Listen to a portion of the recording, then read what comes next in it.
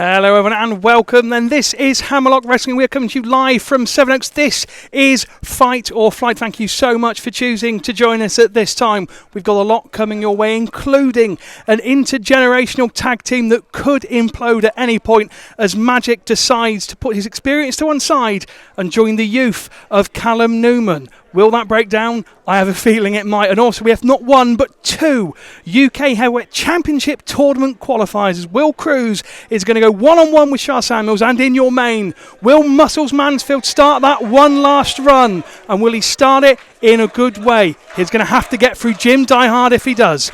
But for now, folks, sit back, relax, and here comes some junior heavyweight action. Our next contest is set for one fall. It is a singles match in our junior heavyweight division. Introducing first to the ring, please.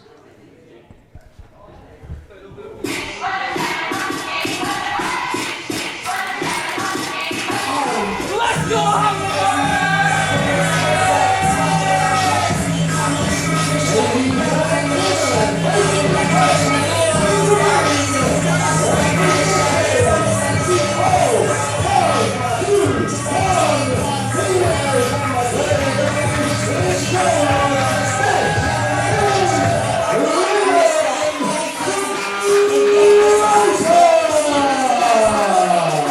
And we're starting off with one of the two things that Hammerlock Wrestling has been synonymous with in its 30-year history.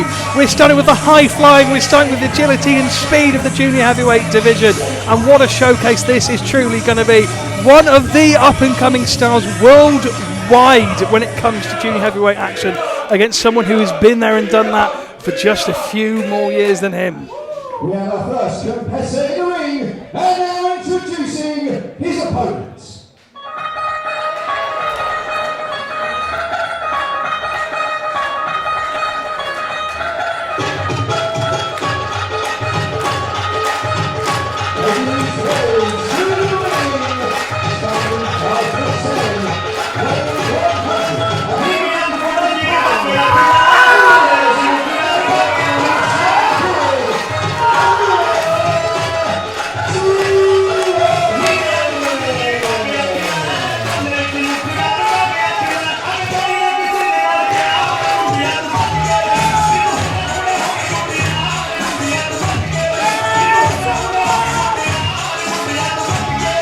Every single time you see Amir Jordan enter a building, he makes that building crack and he makes sizzle. And it's exactly what you're seeing here tonight in Sevenoaks. What a way to kick off Fight or Flight. Certainly more the flight end of things I think we're going to be seeing. Amir Jordan, thought he was taking a seat there for a minute. Amongst the masses, that's exactly where he likes to be. One of the most popular superstars to hail from the British shores. And look at this, he's got them all up and dancing here in the Noel Academy.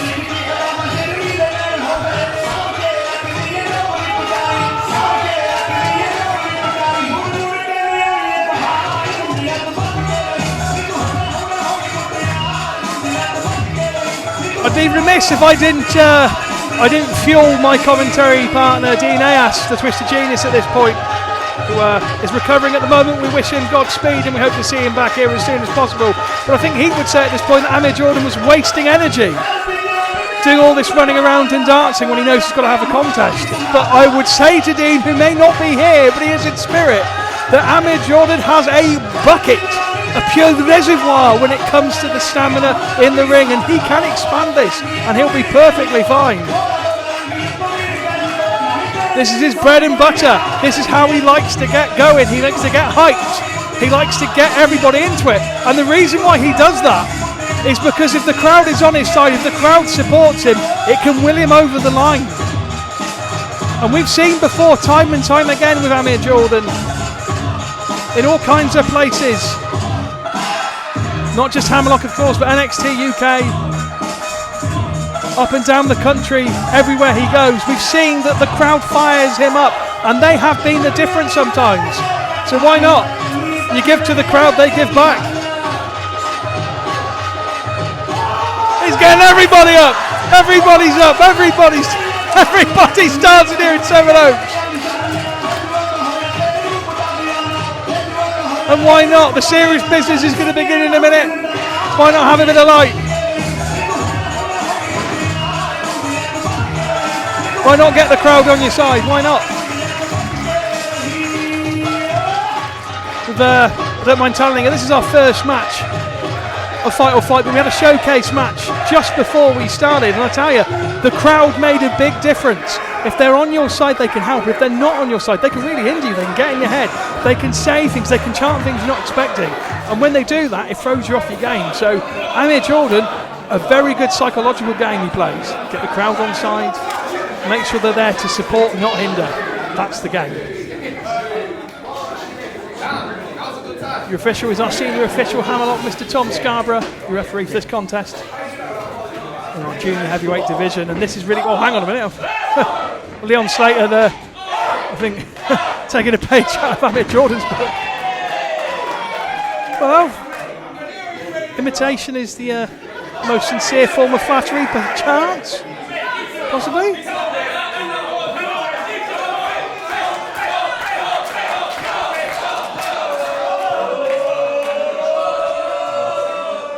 They want to dance off it. I think they're trying to get Tom Scarborough involved.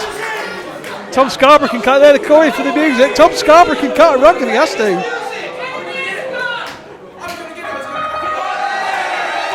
Mind your ankles, Tom.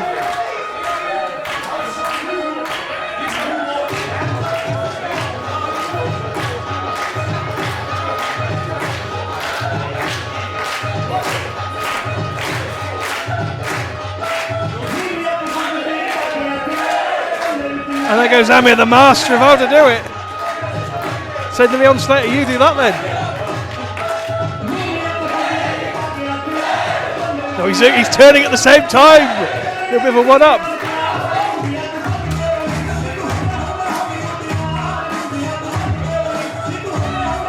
No, I had a feeling they were going to... That's what I'm saying. Mind your ankles, Tom. Mind your ankles. No. Tom missed the big... Oh, they've got the jacket for him. Oh, boy. Oh, my goodness me. Well, he looks apart.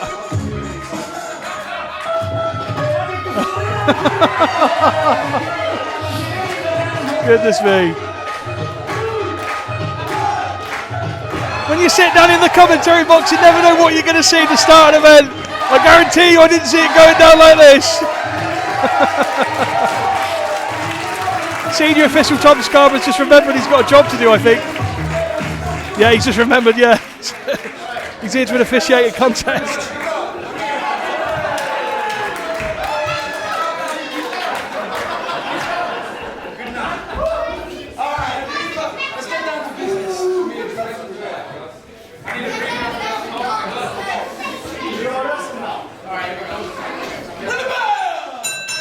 And the bell has gone after the dance off, and this one is officially underway. What a way to kick off Fight or Flight here at the Noel Academy in Sevenoaks.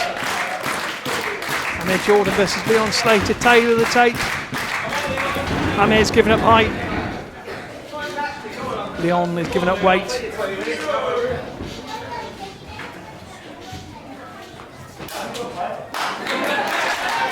Amir's slightly more well-travelled, but what I would like to say on that is that Leon Slater is coming out of the hell of a 2022. Just back from a second tour of the United States for America. He had a great year, wrestled for GCW over there in Britain. He's wrestled for Progress, Rev Pro, you name it, he's been going there. Expect very big things from this man in 2023 to continue how he left his 2022. And at what point does the imitation become a little bit of a Mickey take? Seems good-natured at this point.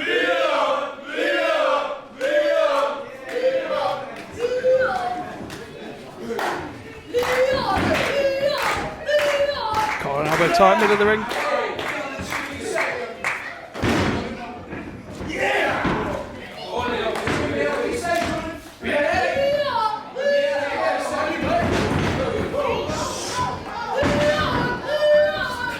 And this is what the junior heavyweight division is all about. It's what it's always been about in Hammerlock. It's not just about the moves where you fly off the top rope and you jump out the ring. It's about the agility, it's about the speed, it's about technique.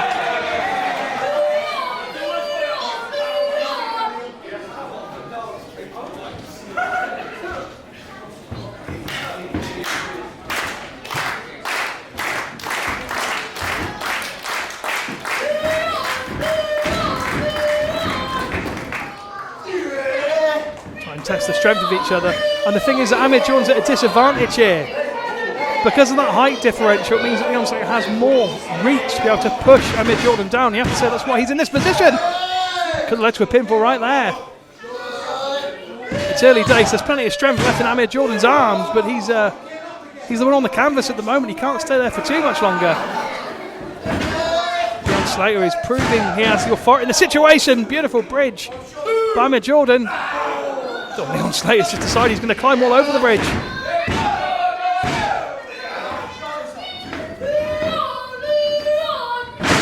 Oh, now Jordan does get out of it. Monkey flips without the aid of the turnbuckle too. Both men are down at both men bridge. That is athleticism personified. Oh, wow. Oh, goodness me. I wonder where Amir Jordan was going there for a minute. Both men wouldn't let go. I'm not sure if Amir Jordan got the most of that. I think that might be honours even on that exchange.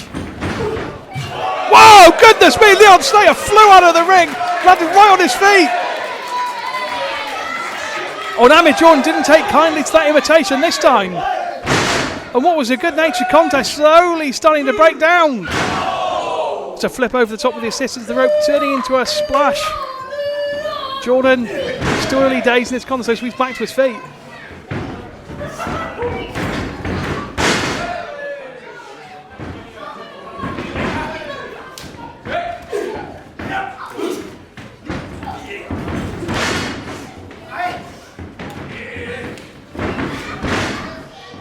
Both men trying to ground each other. See, the thing is, they both know how agile and how speedy they are. So the only thing they can think to do, is to change tack. Did you notice that both Leon Slater and Amir Jordan both tried to get their opponent down on the canvas and get them in that reverse chin lock?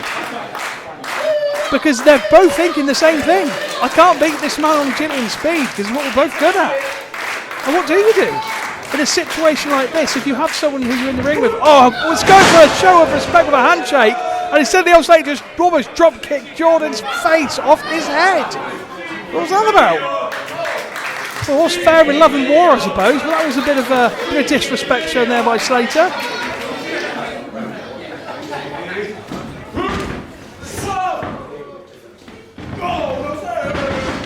Jordan's coming back off an impressive victory. And our first show back of tradition lives on.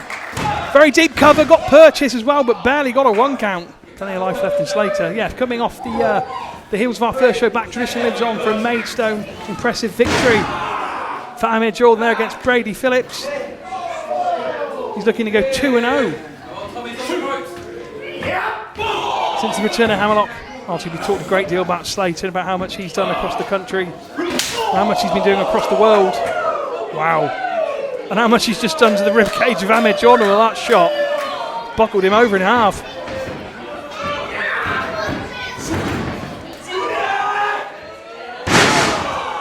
Scoop slam. Pressure applied. You might have noticed that also using the forearm to rub in the face of Leon Slater. Maybe trying to make him a bit aggressive. Maybe trying to annoy him slightly. If you have an opponent that's annoyed, they're going to expend energy in being annoyed. And this is what we're talking about. Both men have decided, and I think probably quite wisely, that they're going to have to think outside the box. They both know they're agile, they both know they're speedy, so the only thing they can probably think to do, really, is to get them in a position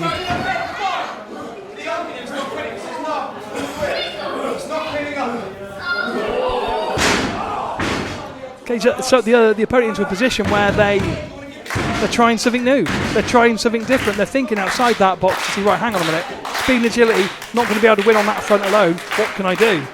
And both men had the same idea, ground them, try and wear them down, make sure they can't fly as quick. What a kick that was. He's moving slightly slower, not by much, but slightly slower. You've got to clip the wings of a fast opponent. They'll both know that. Heat Seeker! Heat Seeker by Leon Slater! And Amir Jordan. Oh, he doesn't know where he is. He could be in Sevenoaks, he could be in Tamworth, he could be in Kyrgyzstan, Kazakhstan, Australia. He doesn't know where he is. Springboard back elbow off the second rope, has him down. Not too much purchase on the arms, but did get a clean hook of the leg for a 2. Says your senior official, Tom Scarborough. What a heat seeker that was. He caught Jordan flush right on the chin on the way down.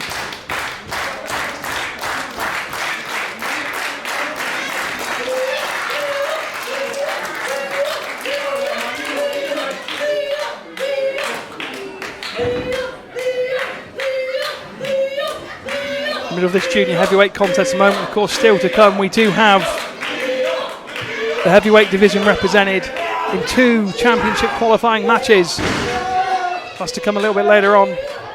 So, of course, very soon indeed have that intergenerational tag team match where Majik and Callum Newman are going to try and coexist. Who knows how that's going to go down? I don't suggest for a second they'll be on the same page. What a stop that was by Leon Slater. Right on the top of the chest and towards the windpipe of Amir Jordan, trying to drive the air quite literally out of his lungs. You can't breathe, there's very little speed you've got, trust me. Has him hooked up and Amir turns it into a Northern Lights. 2 beautiful bridge, and only got the 2. He thought he might have got him on that exchange. It was a beautiful bridge, to be fair. You can forgive him for thinking it would have been a 3.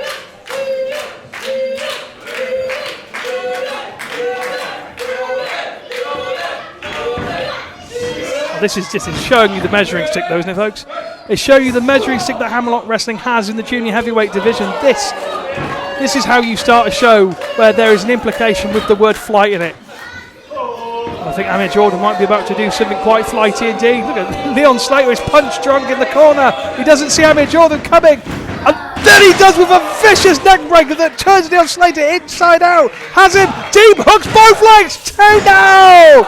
No, so close for Amir Jordan. Wow. He got every bit and then some of that neck breaker. One of the deepest hook covers I have seen in many a year. And Leon Slater still found a way to kick out. And do you know what? We're not early in the contest here. We are hurtling towards a point where surely one of the men is going to get the victory truly between their teeth. So to kick out at that stage, that was quite impressive by Slater. Oh, kicks Jordan right to the side of the head. Somehow managing to hold on, but he's in a very, very bad part of the world now. Slater's going up there after him. Is he thinking superplex? Signaling for a superplex, I think. Jordan with everything he's got, trying to hold on. Balancing those legs around that turnbuckle, trying to give him stability. Oh, it's not worked! Oh, what strength, what power by Slater, and he floats over, he's still got hold of Jordan, didn't even let him go! And he twists with a neck breaker at the same time. All his weight's on the shoulders, all of his weight, and how did Jordan manage to spring out of that one? Every single ounce, every single pound of Leon Slater was on top of Amir Jordan with the leg hooked. After that huge suplex and a twisting neck breaker that was elevated. That is impressive fortitude on display by Amir Jordan. Leon Slater looks like he's zeroing in.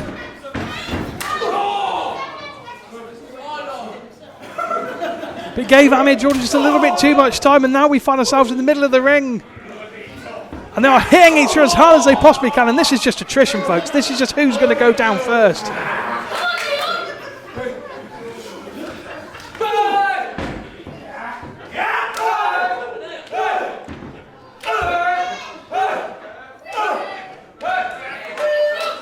Amir was trying to swing another right. He looked like he couldn't quite do it, and he switches to the uppercut.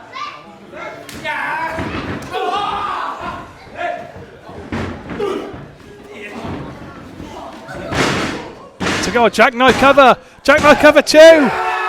Look at the strength of Amir Jordan bridging up Leon Slater. He's trying to turn this. He's going to try and backslide him over. Slater's trying to fight it, but Jordan has the advantage. No, he manages to wriggle out of it. That's well done by Slater, but he runs straight into what a super kick. Slater's in another time zone. And a kick right to the back of the head. Slater flipped inside out, and Jordan senses the moment. He might be ready to end Slater here in Fight or Flight. From the top with a swanton, and he got every single bit of it. Hooks a deep cover too, and that will do it for Jordan. Wow.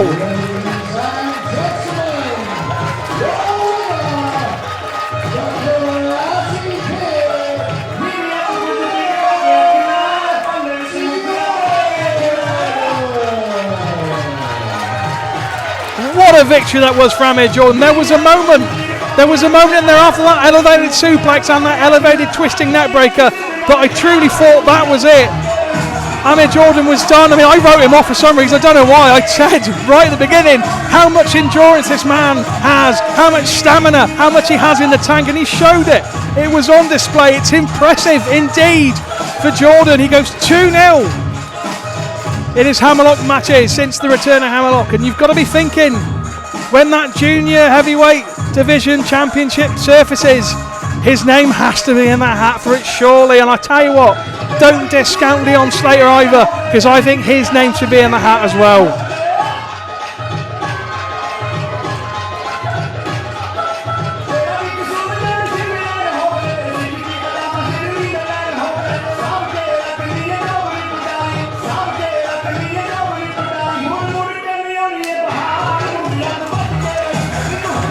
Wow, that's good to see. I did wonder if Leon Slater was going to...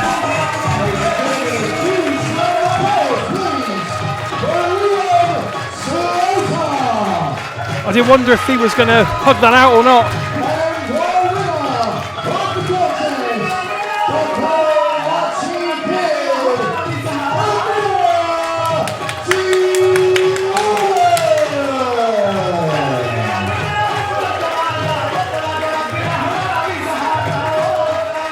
Great display by Jordan.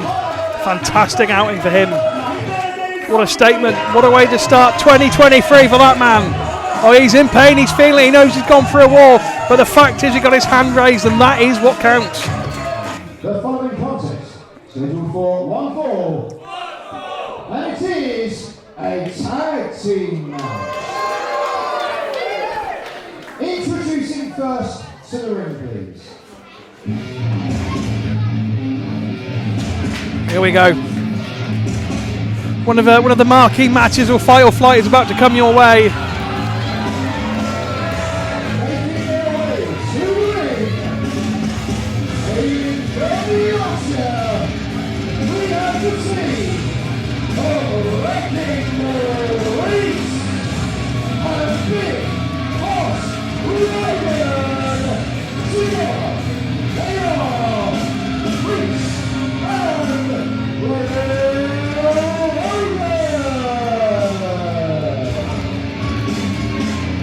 I'm going to say right off the bat here, first of all, look at these two men.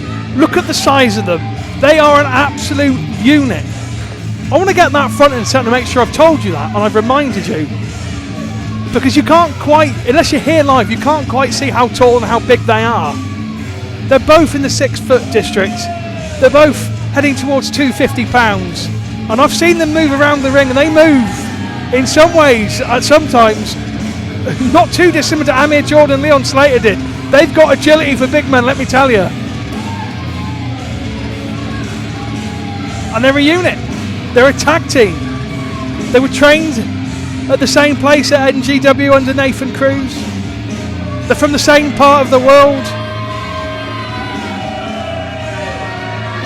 They're going to be on the same page. And that is a point I want to get front and centre for reasons that I'm sure you've just seen and we're going to go into. Same page. I'm not sure if our next two are reading the same book. We have our first team in the ring and introducing their opponents first.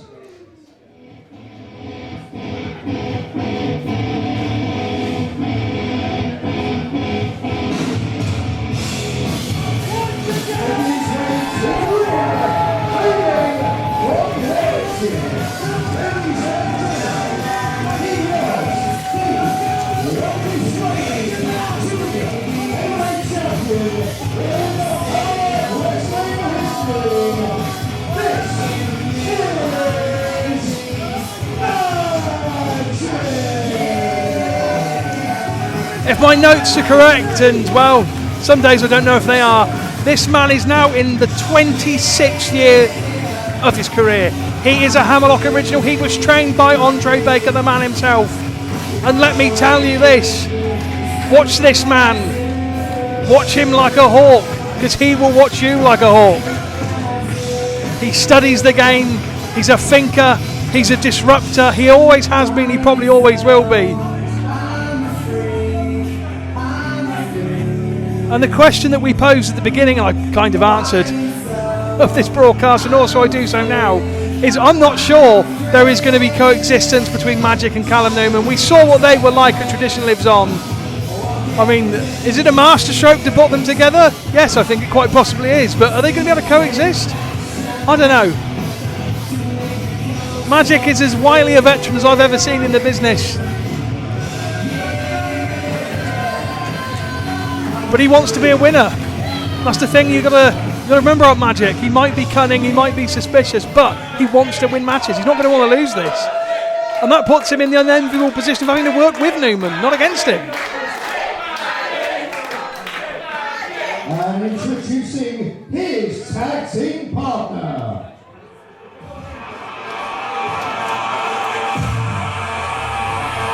Well, if the experience and cunning is being headed up by Majik, then the youth, the agility, certainly in the prowess of Newman. Hey? Oh, very nice things.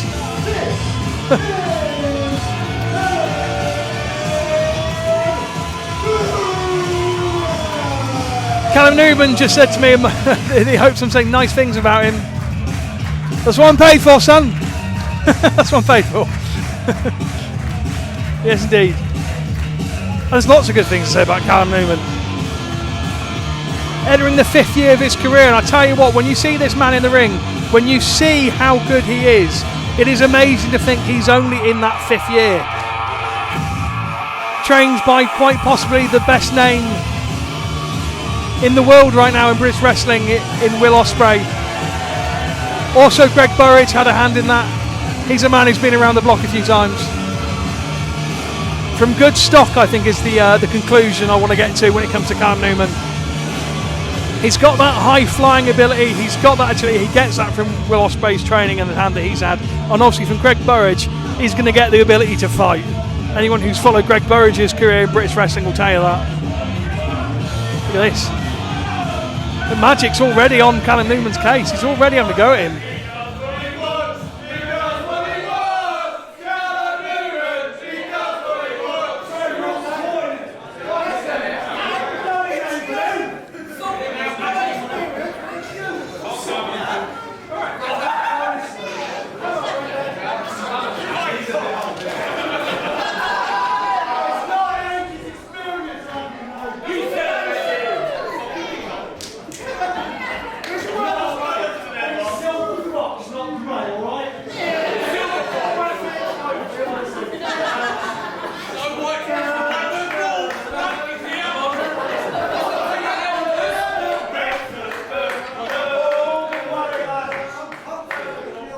Majik's not happy that Newman hasn't got his entire leg out onto the apron, as if that should be Majik's job. This is a tag team match. He's supposed to want to win the contest. Majik should be focused on the fact that he's two very dangerous customers indeed in Reece and Rogan.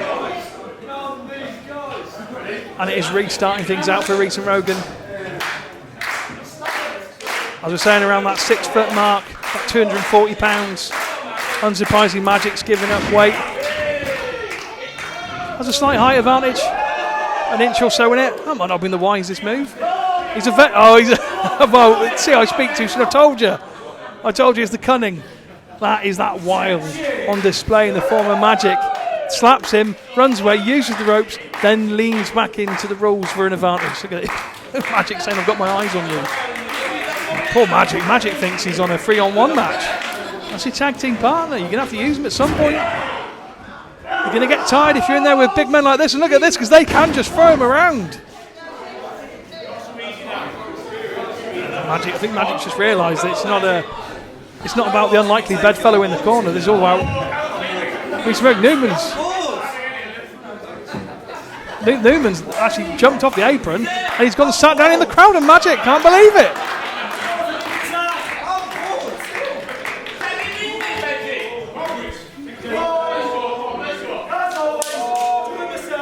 And there you go to you, Majik. Majik said to himself, I'll do it myself, as always. I think that's what he's used to. Majik's not so used to having a tag team partner, someone to rely on. He's used to being very much the lone wolf.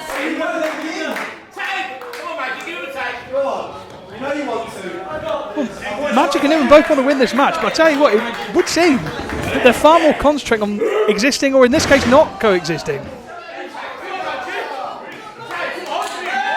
Oh, and a blind tag by Newman. He did have the tag rope. That's going to be a legal tag. Slapping Majik essentially to make the tag. I'm not sure that was so wise. Newman, you're in the ring with two dangerous individuals. Rogan, who have now switched in for Reece. Two dangerous individuals. You need to be able to rely on your partner. To tell you what, if they hit you with a body slam or a power slam or hit you with a big move and you need a tag, if you've been knocking off your partner, he might not be there.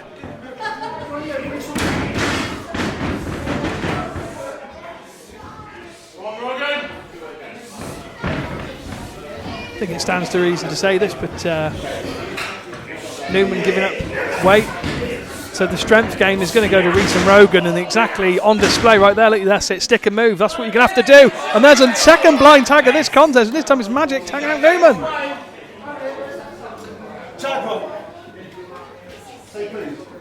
Come on, please.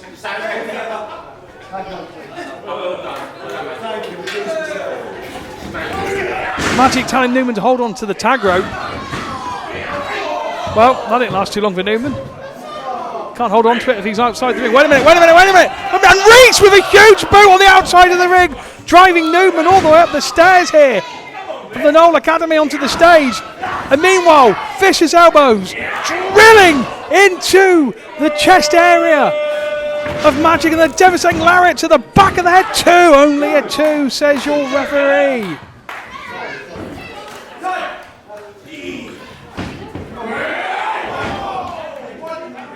Rogan's tagged back in Reece, and Majik now finds himself without a partner, really because the damage has just been done to Newman as opposed to Newman leaving the ring voluntarily.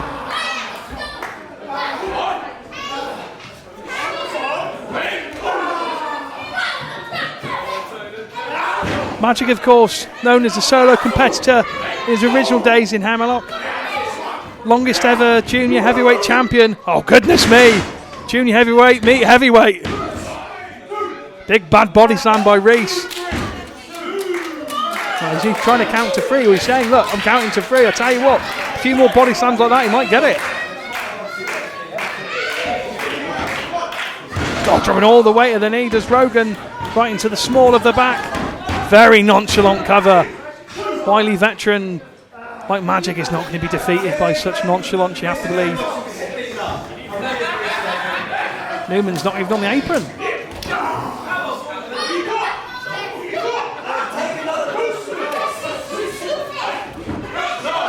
Beautiful side Russian leg sweep, hook the leg as well to make sure that Rogan couldn't get out of it.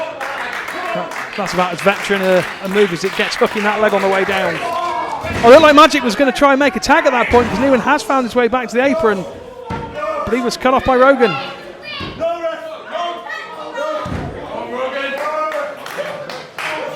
Referee Harrison there just trying to make sure that Majik doesn't tap out at this point. That is a lot of strength, that is a lot of power driving that knee apart. Oh, but don't sell out Majik. Oh, tricep, that might not have been the wisest thing to do. After the damage, just took to his knee and the lower of the back and takes a pendulum backbreaker for his troubles. 2, that was only a 2, says referee Harrison. Might not have been so wise to try and lift Rogan up onto his shoulders instead, bearing in mind the damage that's been done to the back of the knee thus far. Newman's left. Newman's out. Newman's gone straight through the curtain. And this handicap match continues. It's currently 2-on-1. Look at the middle of the ring. It's only a 2. But Majik's got no one to... Newman's returned with a bottle of water. If both Majik and Newman are not taking this tag match as seriously as you think they would. They want to be winners. They probably don't agree on too much, but surely that's one thing they do agree on, that is they want to be winners. And Reece continues to work that lower of the back of Majik, continuing to thump those forearms in. There's a tag. Oh, the referee's going to have to get in here. Rogan with a knee, striking right into the back. How many shots has Majik taken to that back? So that back goes, he's not going to be able to stand. Irish whip into the corner. And now shots to the front. Uppercuts. Majik is taking an absolute beating at the hands of Reece and Rogan here. The natives of Hull having their way with the Hammerlock legend. And you're not surprised by that in some respects, because it's been 2-on-1 for such a long time in this contest. Went for the side Russian leg sweep again. He hooked the leg, thought he had him, but Reece and Rogan working together there to make sure that it didn't pay off. Oh, and an elbow followed by the leg. Majik. You do wonder if the magic is slightly starting to fade here in Sevenoaks at Fight or Flight. Hasn't tagged in Newman. To be fair, Newman hasn't been on the apron for almost all of the contest until now.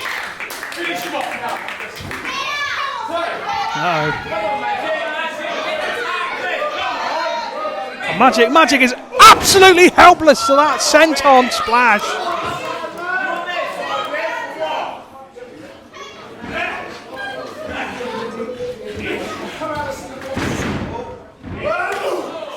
Majik outsmarted Callum Newman, as we know back at Tradition Lives On. He used that veteran instinct. I'll tell you what, he's going to have to dig into his bag pretty deep here. Oh, Majik!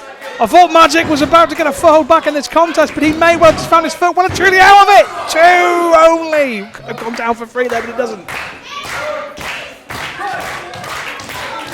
You know that Majik would love to hit the Spellbinder, start running DVD. That's why he's got him on the shoulders. But it's not wise.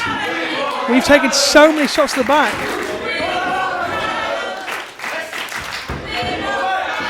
Reece and Rogan have been such an effective unit. They've been making those quick tag. Cannonball kick takes Newman clean out. And there's a cannonball for Majik in the corner. Majik being absolutely devastated in the corner.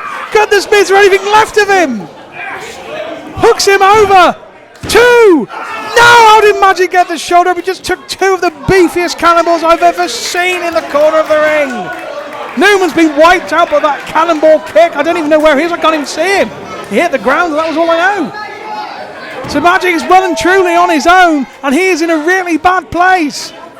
Rogan from the top went for a senton from the second rope, but it did not connect. And Majik, has he got any chance here? I don't know. He can't tag in Newman. He's not there.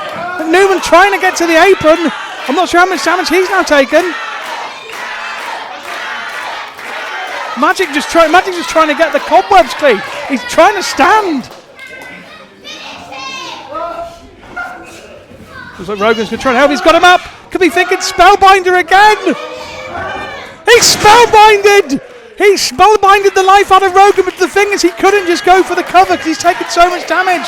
Normally in a contest at that point, Majik rolls over, puts one hand over, hooks the leg, and it's done. But in this case, he's hit the best weapon he has in his arsenal, and it might just be good enough to try and tag in Callum Newman. Is he going to get there in time before Rogan tags in Reece? And he does! And Newman has made it into the ring for what feels like the first time in forever.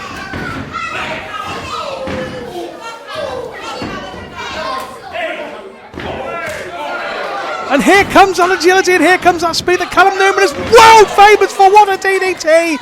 Planting the life out of Reece. The heavyweight division of the junior heavyweight division. Synchronicity here in Sevenoaks. 2, almost a 3. Reece managing to find just a little something to keep him in this contest. But Newman has revitalised his and Majik's chances here. And look, Majik's just saying, keep going, kid. Keep going, you've got him. To be fair to Majik, he needs a breather. He's been pasted for the last 10 minutes. I'm not sure if that's why. It's like he's going to try and vertical suplex. Looks like he's trying vertical suplex Reece. I'm not sure that would have been wise. Stick to what you're good at this point. Stick to the speed until he goes trying to lift him up onto his shoulders. How wise is that? As you look at the ease that Reece does it, that's how it's done. Lifts him up. Switches to the waistlock, takes an elbow for his troubles though.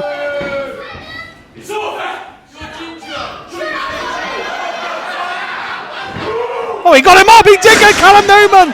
Callum Newman not to be outdone, he did get him up in the air. Majik looks surprised at that show of strength from Callum Newman, showing that he's not just about the speed until he's got power as well, lifting 240 above his head.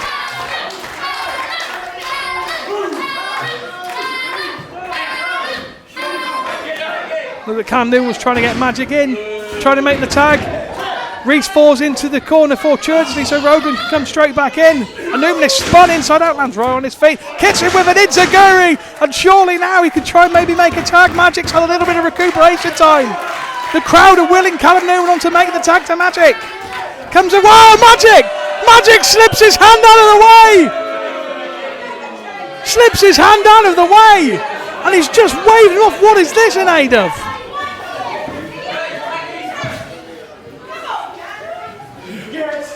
What you asked for and what you need. And what you need is a wrestling coach. You can do this on your own.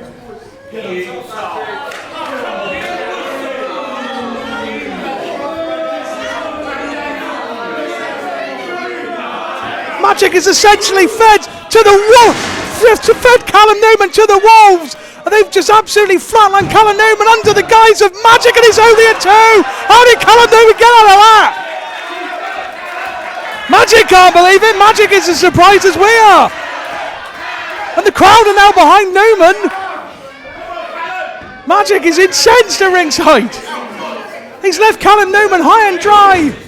Oh no, off the ropes. Could he go Yorkshire? Went for the Yorkshire reckoning. But Callum Newman fighting for his life here against Reece and Rogan. Well, went for an enziguri. He caught him by mistake.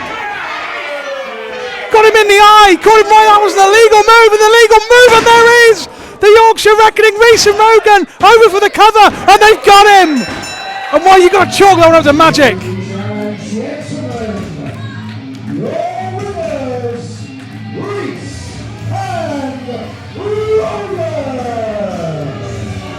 Well, Reece and Rogan, dominant display from them, but you have to say the difference maker there was Majik. Majik, who had been pasted, he'd been beaten throughout that contest. When he tagged him Callum Newman was there. House of Fire going after Reece and Rogan, but when Callum Newman needed the tag, Majik left him high and dry. I don't mean to say I'm an oracle about these things, but you can't ever discount that disruption, that level of cunning that runs through the veins of Majik, and it is ran all over Sevenoaks this evening, and right to the detriment of Callum Newman.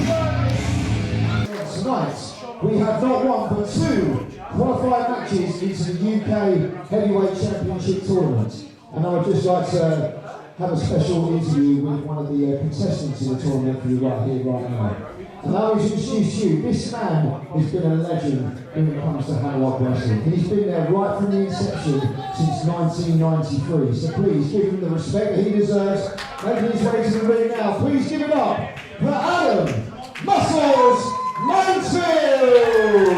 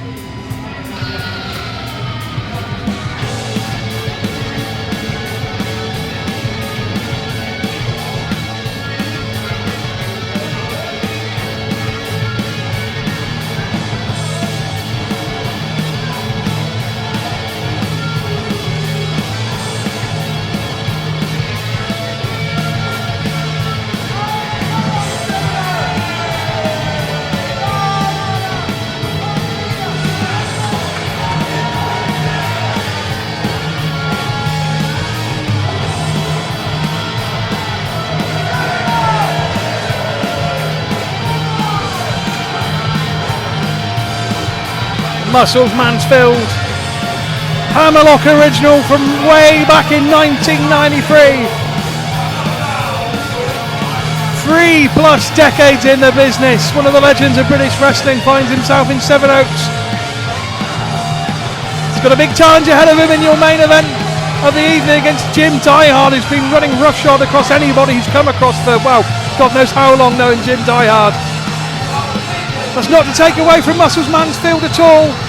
You don't get to 3 decades in the business without being good, without having tricks up your sleeve, without having fortitude. But Jim Diehard is on another level.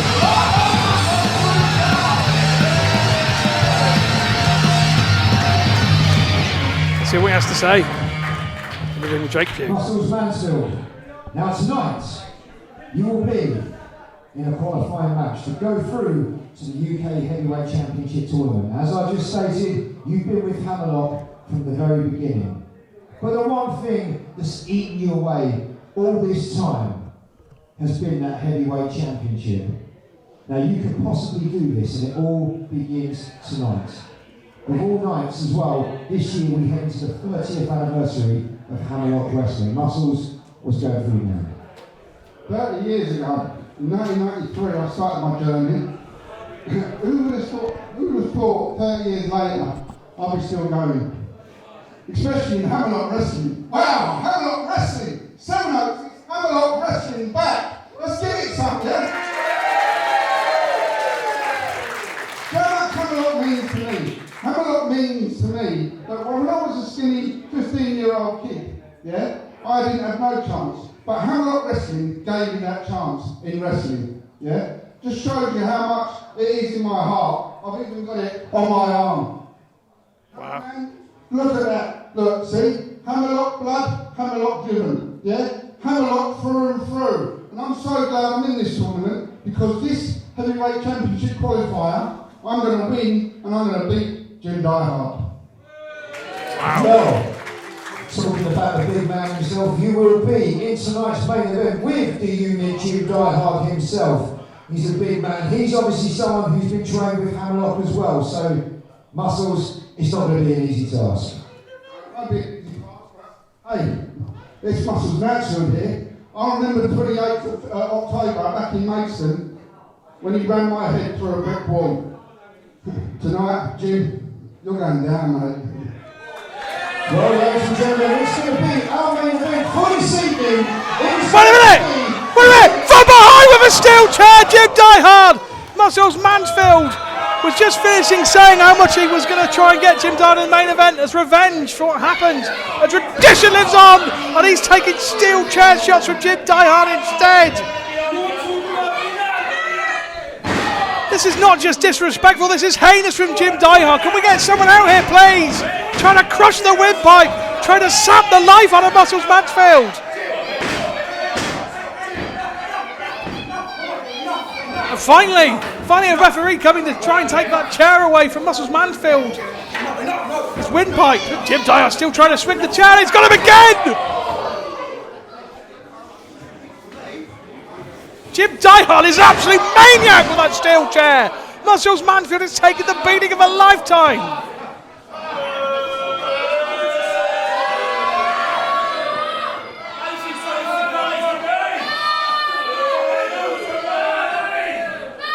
Well, Jim Diehard looks proud of himself. It's supposed to be the main event between these two, but do you know what? It's not going to be anything left of Muscles Mansfield after that. He was decimated by a good, 10 chair shots from Jim Diehard?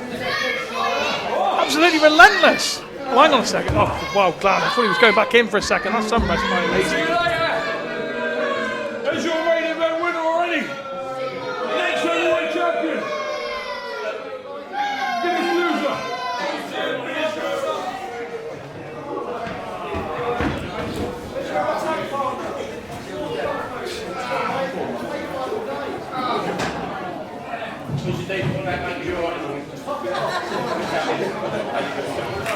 Jake Dew and actually trying to get Muscles Mansfield back to his feet, he can barely stand.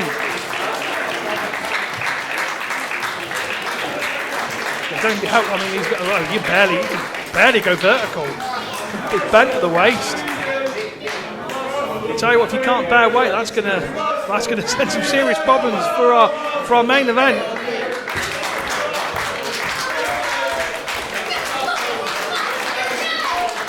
The fans are behind Muscles, but do you know what? I'm not sure if Muscles got his muscles behind Muscles at this point. They've just been ravaged by that steel chair and the swinging Jim Diehard.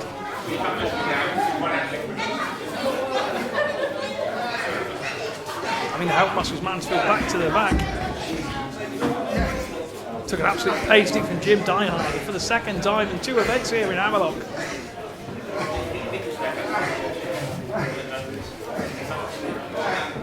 Well, I'm not sure what that means for our main event. It's going to be a UK Championship qualifier of the heavyweight division. I'm not sure what's going to happen. It's just a complete takeout by Jim Diehard. Muscles Mansfield doesn't look like he's going to be able to go at all. We'll find out as we go on. But for now, we're going to turn our attention to the other UK Heavyweight Championship Tournament qualifier. We're talking about Will Kroos and Shah Samuels. Let's get to it.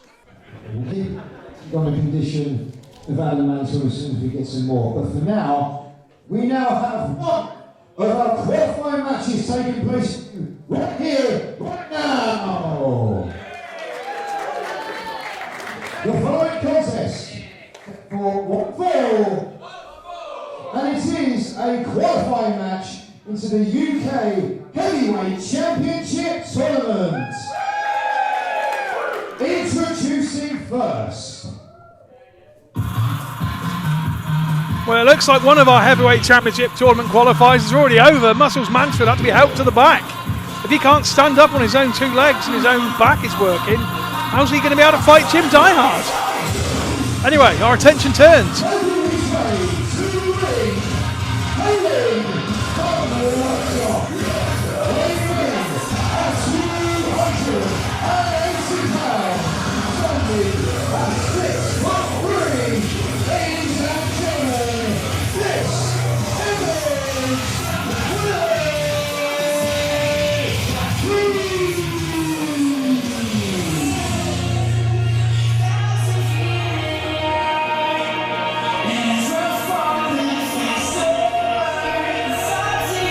£6'3", 200 and any pounds. The man is a machine. And do you know what? Don't let those statistics fool you. He is as agile a big man as they come. The only thing he's going to be giving up in this contest against Shah Samuels, I do believe, is experience. Because Shah is giving up weight, he's giving up height. And I think on some level he's given up strength as well.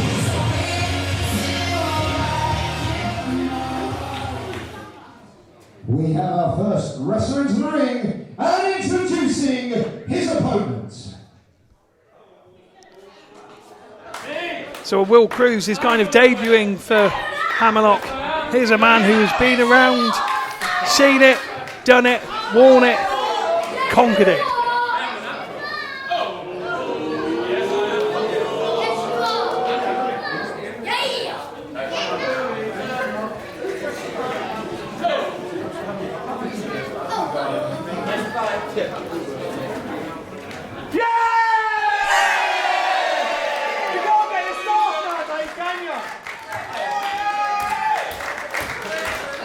Ladies and gentlemen, making his way to the ring, hailing from the East End.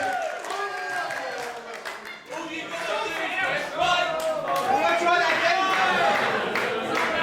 going to go back in. Everyone cheer really loud, yeah?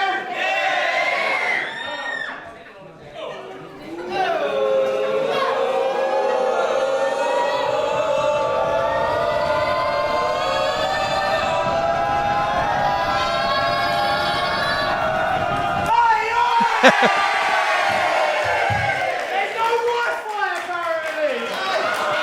Has anyone got a hotspot? Make it tune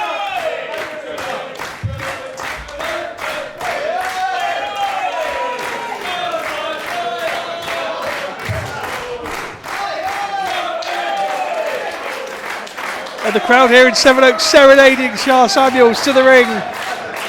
The native of the east of London.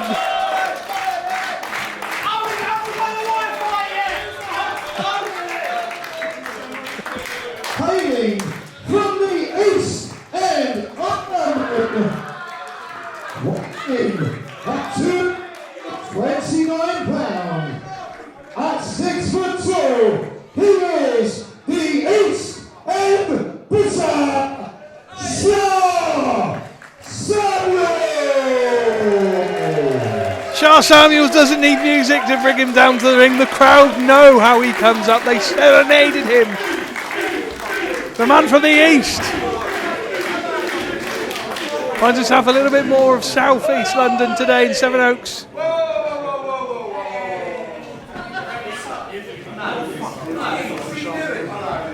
What is that? He's got gloves in his... Are those Scarborough's gloves? Health and safety challenge. Welcome to the 2020s.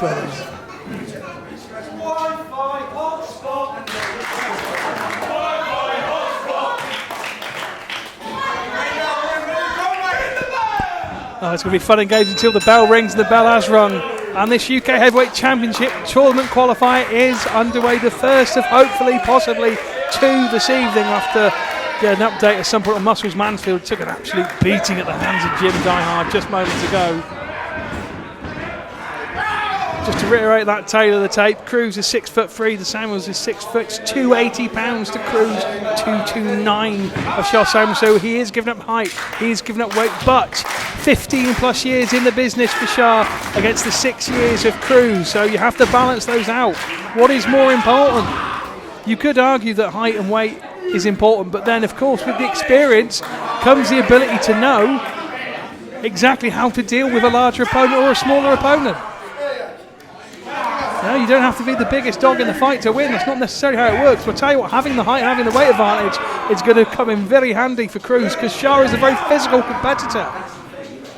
As we're seeing very early on here, both men at that stalemate, both men not bringing each other down. And do you know what, Shah Samuels, he's used to coming off the ropes, and as soon as he hits a man, he goes down. So he's going to have to think.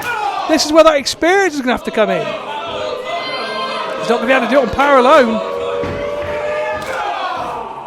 No, Kroos barely moves an inch. Shah says, shall I try it again? Again, not an inch. And look at Kroos just launched him into the turnbuckle. And here we go, Samuels in trouble right from the get-go. Doesn't want to find himself cornered by the big man.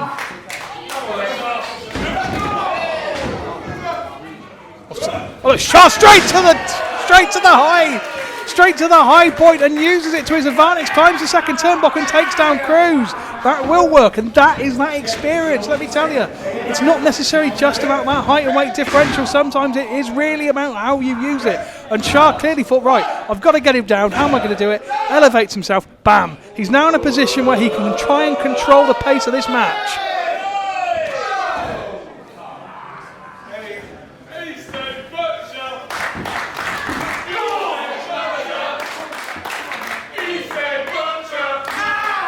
Look, Shah trying the Irish whip here, but Kroos is a big man. He weighs more than Shah something. That is a problem for Shah. Look at that, with the ease that Kroos Irish whips him on a big clothesline, almost taking Samuel straight to the canvas.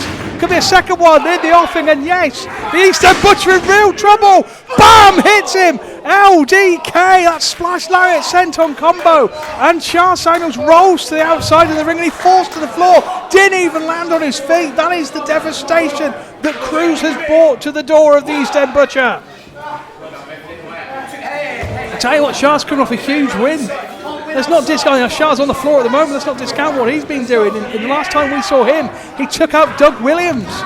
Beat Doug Williams in the main event, and tradition lives on last year at the Hammerlock Return Show, which was a hell of a victory. But he finds himself in a different prospect here. You see, back then when he was against Doug, he was against someone where the height and weight were quite evenly matched.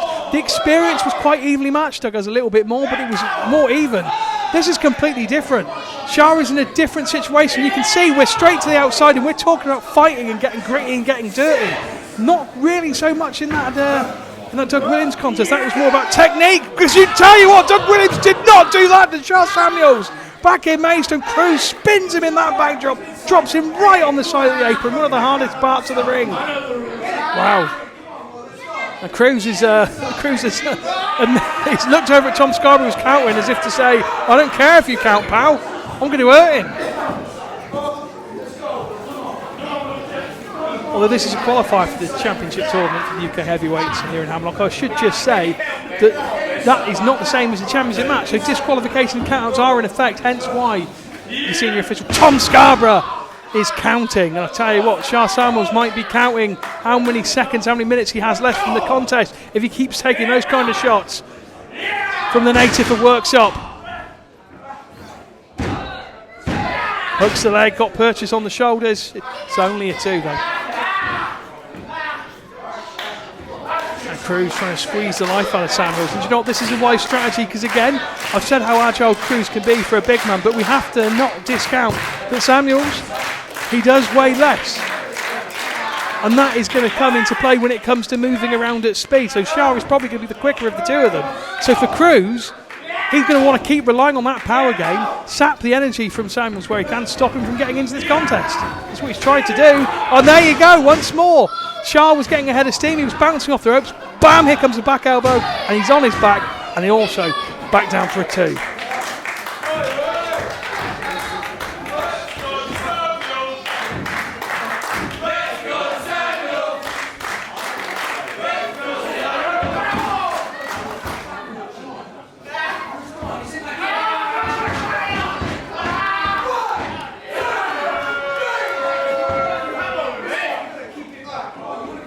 Kroos trying to squeeze all of the life out of the East End Butcher, putting all of his weight onto the torso. I tell you what, that's good strategy because not only are you driving the air out, but you're stopping the circulation from doing what it should do. And you need the circulation to be going in your favour in a contest like this. Look at the ease. The absolute ease. He just swept. Oh, that's nonchalant. There's nobody swept Shah into that body slam, but then followed it up with a very nonchalant cover. Do you know what he should have done at that point? He should have hit him with a splash. He should have come down him like a ton of bricks and then gone for the cover. Maybe that's the inexperience showing.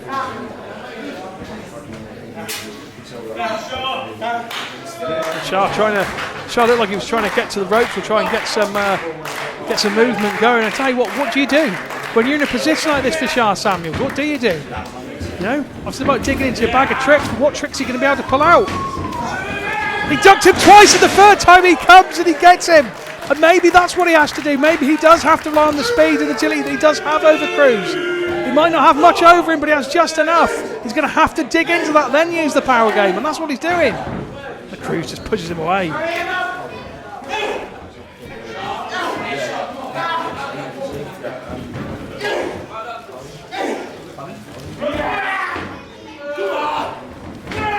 Oh, what a whoa! Sits him out almost with a Mission Nuclear-like driver by Shah Samuels. The Butcher's got perched on both shoulders and hooked the legs deep, but only a 2. Where did that come from Shah Samuels? Absolutely incredible display from the East End Butcher. He wants it. He's been a champion all over the country. You know he wants this Hammerlock title, and this is how he's going to have to get it. Version of a blue Thunderbomb, 2, and Kroos, oh, Shah Samuels barely moved until 2 3/4 of it. Kroos can't believe he didn't get it, and they can't believe it either here in Sevenoaks.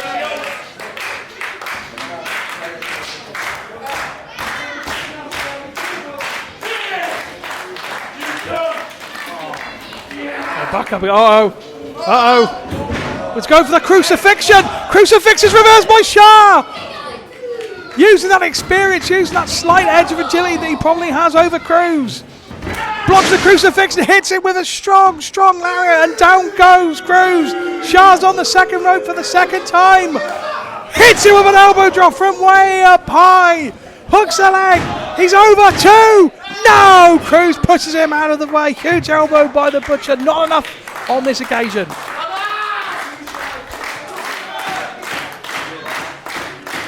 Of course, this is one of 2 UK Heavyweight Championship Tournament qualifiers we had scheduled for Fight or Flight. The other one is Muscles Mansfield, if he can actually move at that point against Jim Diehard. But for now, what a match these two are putting on. Showing what the heavyweights are all about. That's surely going to be it all the way on top of Samuels too. No! Shah Samuels somehow gets the shoulder up all the way, driven down into the canvas, but it was not enough. Life in the Butcher yet. Not sure how much. Let's tell it like it is, folks. I'm not sure how much energy he's got left. Kroos is just stalking Samuels, but I tell you what, the Butcher can barely get to his feet. He's having to be pulled up. He's thinking crucifixion again. Crucifix is going to try and drive him into the canvas, but no. A spinebuster by Shah Samuels. Are you kidding me? 2. Gets him! Gets him! I thought the shoulder was up, but no, it's a free! It's a free! Ladies and gentlemen, the winner, advancing into the Heavyweight Championship Tournament, the East End Butcher,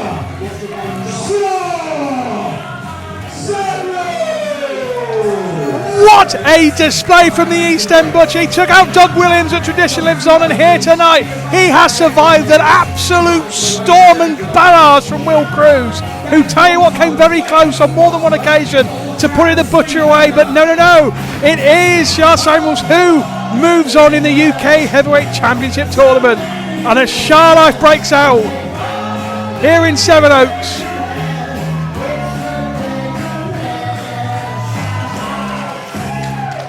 The Butcher moves on. I tell you what, if I had more than a tenner in my pocket, and I do, I'd put it on the Butcher when it comes to UK Heavyweight Championship Tournament.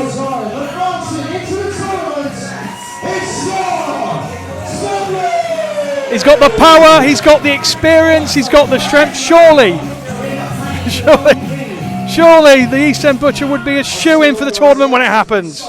Adam, listen, I don't know how you're feeling or anything, but listen, are you even going to be well enough to perform tonight in the main event? Listen, what he did out there was wrong. I'm not going to miss it for the world. I know it was wrong, but look, I know this is your big moment. I know this is your big moment and everything, but look, it's my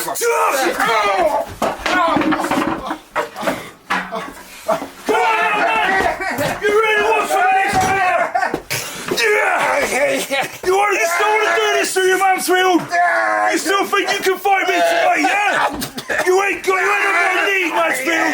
You ain't in my league, Adam. Give it up, mate. Give it up. Go home.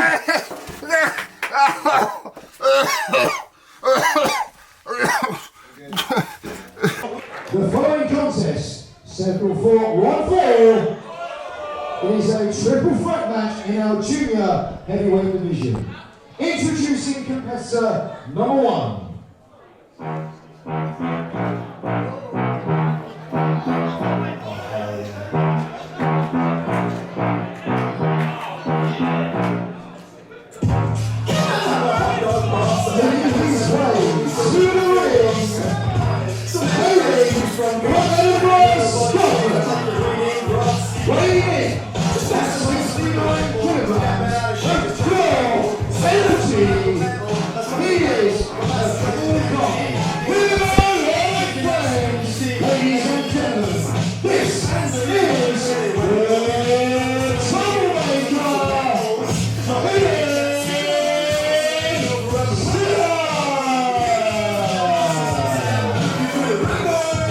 The troublemaker climbing chairs already here in Sevenoaks, already making a nuisance.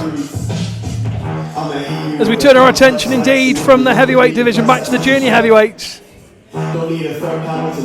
Charles Samuels now through to that UK heavyweight championship tournament.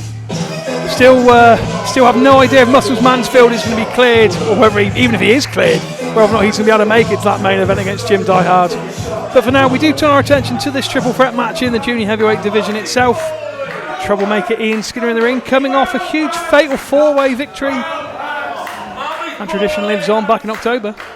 We have our first competitor in this triple threat in the ring, and introducing competitor number 2. Obviously, he'll be hoping to keep that momentum going.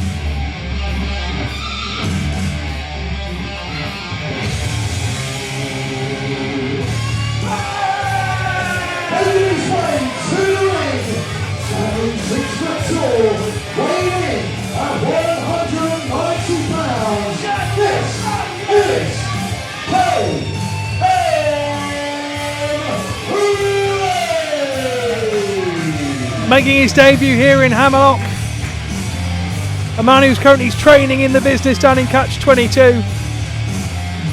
Hammerlock is the land of opportunity, and the management here at Hammerlock reached out. They wanted KM Lane on the show. They want to give these opportunities out, and a big opportunity coming KM Lane's way right here.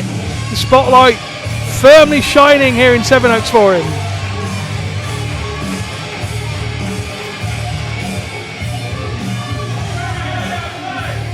Skinner in the ring, KM Lane in the ring. We need one more to make this a full house. And introducing the final competitor. So let's do just that. Yeah. Halloween. Celebrate. Yeah.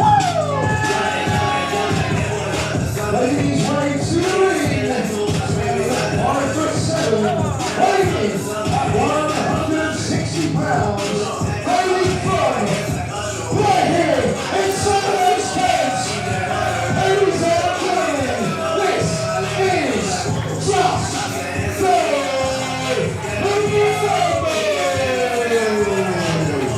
And Joe Lando makes that our full house. A very well-travelled junior heavyweight himself.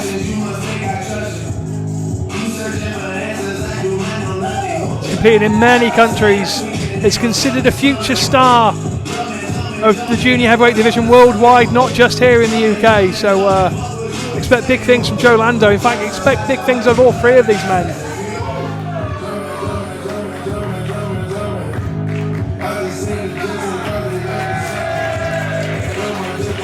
I think you can kind of tell that when it comes to height and weight, fairly evenly matched, except for the fact that KM Lane certainly is the taller of the three competitors. KM Lane's slightly heavier than the other two. It's pretty close though, there's not really much to talk about in that respect.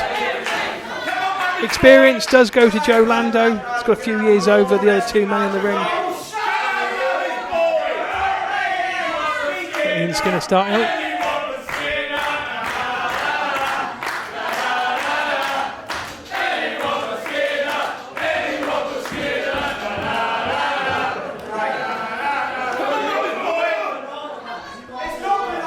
Crowd on the side of Ian Skinner, don't blame him.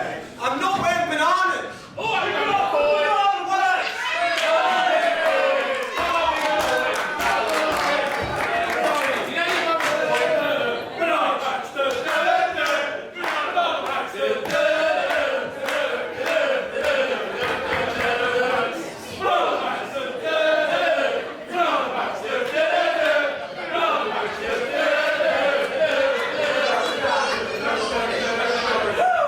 Crowd getting under Ian Skinner's skin.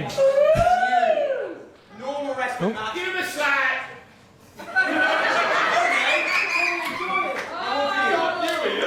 Two of the weakest slaps I've ever seen. Oh, returned by ones that were much stronger. And Skinner falls down to his knees. Now Skinner's out of the ring already. It's a triple threat match. There's not going to be any counts going. Ian Skinner's out of here. He's got banana pants, now they're calling him chicken. It's not a good day at the office for Ian Skinner. Don't look at me, pal. What are you doing? I've got this move over. You're Yes. in the wrong place. No, I'm commentary. You're supposed to be in the ring. Big skinsy commentary. That's me. Joe Lando and whatever at JML. Mr. Skinner, you're supposed to be in the ring. Don't call me Mr. Skinner. Come on, I'm not your dad. Here's the thing. We'll just let them fight it out. Look at that. A nice little headlock takeover. Oh, shoulder tackle. You should be in the ring at this point. Why are you calling the match? Look at these techers. I've got skills, man. I can see you've got skills. I've got a great your voice. skills are currently sat next to me. Well, you've got a face for radio. They're supposed to. I'm on the look at radio. that. I'm on the radio as well. Why Oh, are you in the ring? look at that.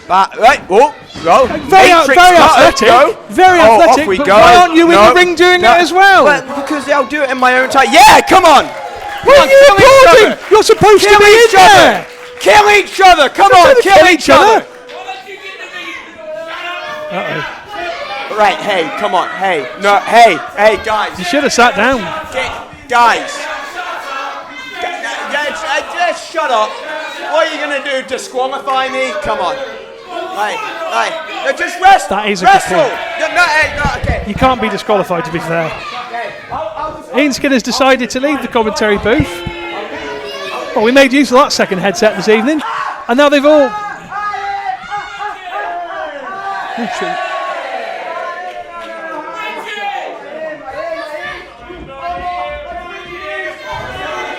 Well, they brought him back out the hard way. Ears and all. He's got earrings as well, so that might be quite painful.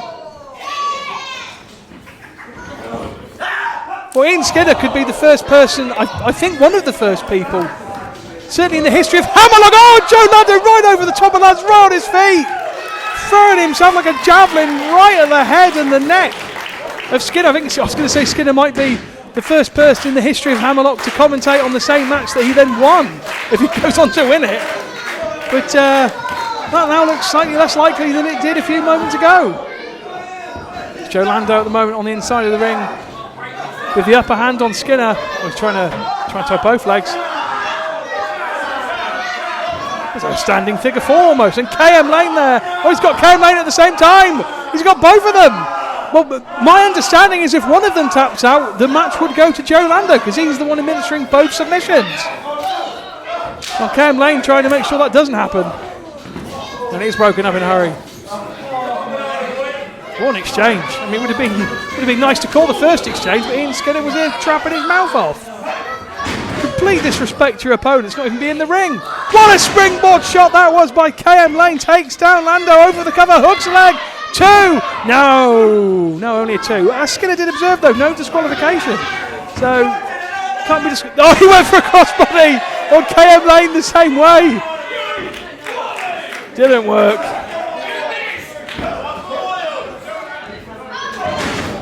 Spinning back kick from Joe Lando, cracks the side of the head of KM Lane, who finds himself in the corner.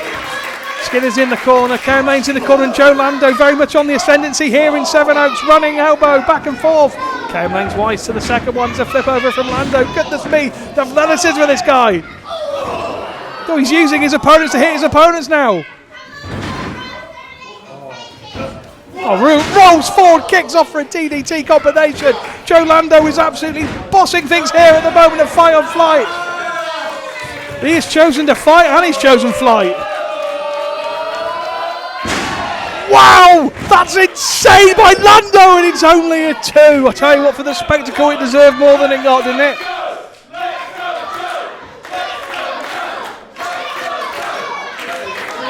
We mentioned earlier on when it came to the junior heavyweight division that Amir Jordan and Leon Slater both kind of firmly put their names in the hat for a future championship opportunity when it arises. I tell you what, Joe Lando's really showing us something here tonight, isn't he?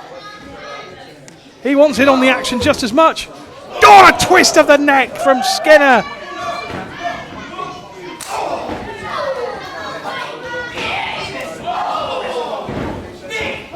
A lot of people have been saying on the online forums that Ian Skinner fluked his victory. Tradition lives on. I was there.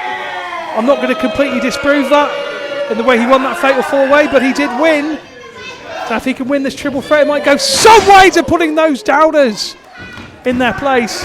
Hook of the leg. Fairly deep cover, only gets the 2 though, so's your referee Harrison.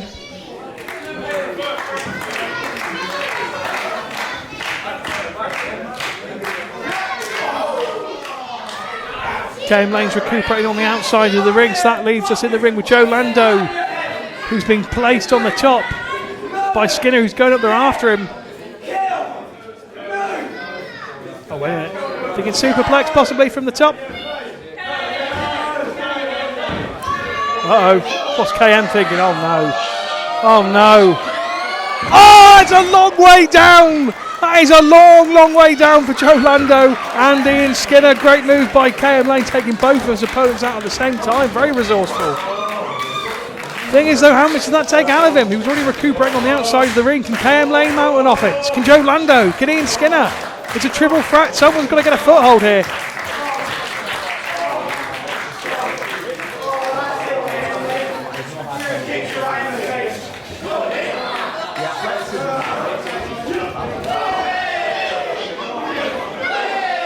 Oh, Ian Skinner now in the wrong part of the universe. Oh, that kick caught KM Lane though.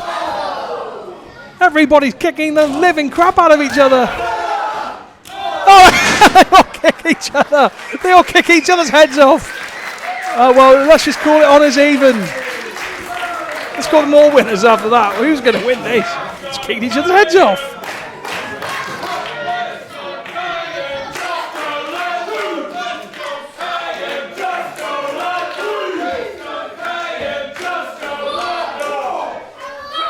chance for KM Lane and Joe Lando. And then anyone but Skinner chant breaks out just after. The crowd here in Sevenoaks very, very clear what they'd like to see.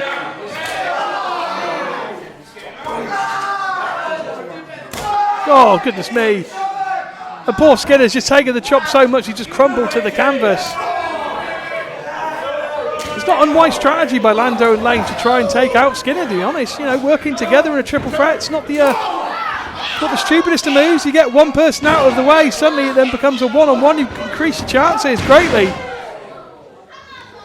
Oh, Lando floats over American Destroyer by Joe Lando. Packages him up, 2. And Lane at the last second stopped that by being from being a freak out. Goodness me, the Destroyer using Lane as some kind of trampette, as it were. I think that's what they're called. I think it's a trampette. Oh, what a German! That's definitely called a German. And KM Lane back to his feet though.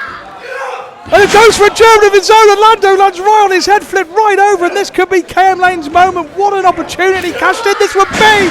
Huge power slam off the ropes. The fans in Sevenoaks really getting behind the rookie from Catch 22. Flies into the corner with a splash. Joe Lando in real trouble. I went for a bulldog. Goodness me. KM Lane flew straight through, taking his feet, put them in Skinner.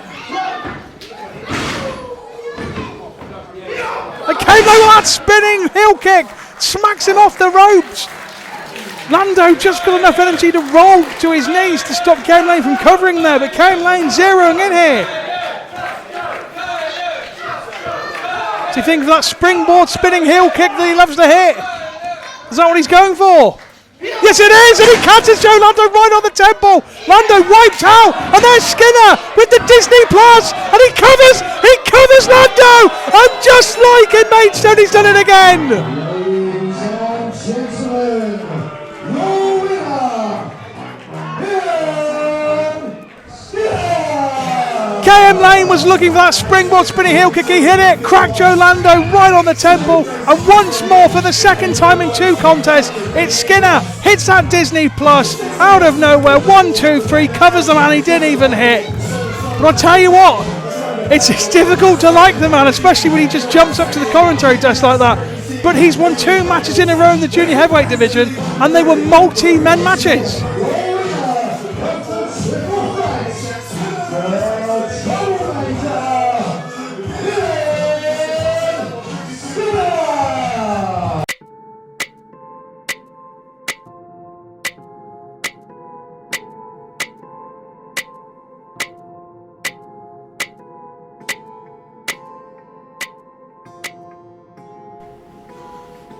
Mr. Wood, we haven't been formally introduced.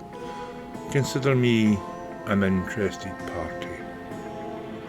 I see you're advertising a tournament for a prize you don't currently possess.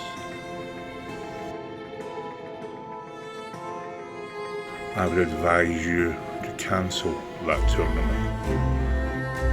This doesn't need to get messy.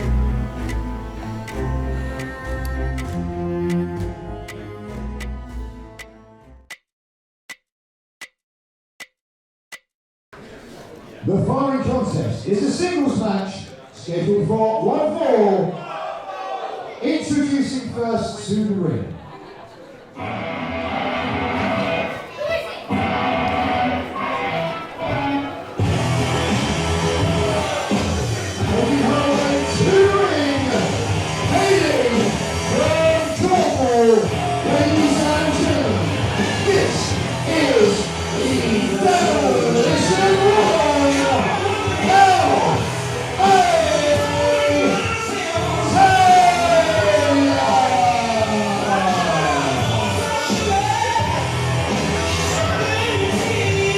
Making a debut to Hammerlock here in Sevenoaks is the Demolition Woman, LA Taylor.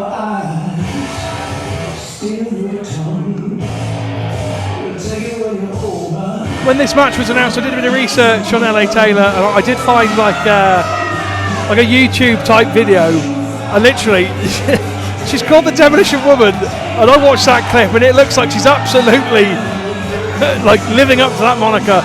She's there and she is beating the crap out of people for a good 2.5 minutes. You're like, watch out. Do you know what I mean? And that's exactly the kind of situation we find ourselves here in this contest. Whoever's going to get in the ring with LA Taylor better watch out. You don't earn a nickname like the Demolition Woman for nothing.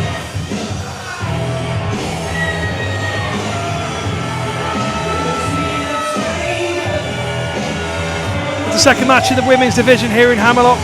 Of course, Brookside had a very impressive victory in Maidstone. The tradition lives on. Who's going to get their win? Who's going to get their hand raised here tonight in Sevenoaks? It's fight or flight. And introducing her opponents.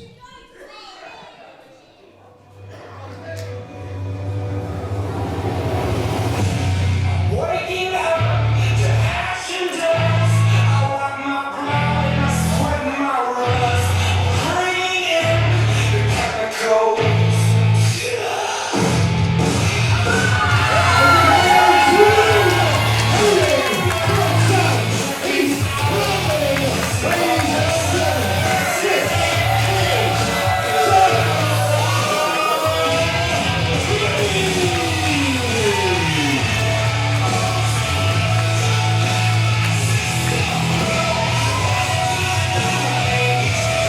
Well, here we go. It's going to be the Demolition Woman versus the radioactive one in Safire.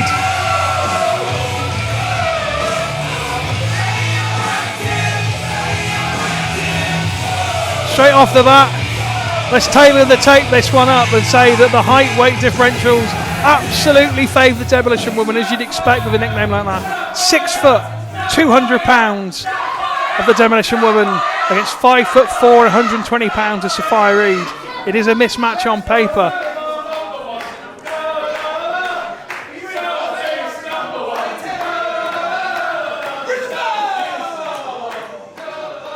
Referee Tom Scarborough calls the bell, gets the bell, and this one is officially under the way.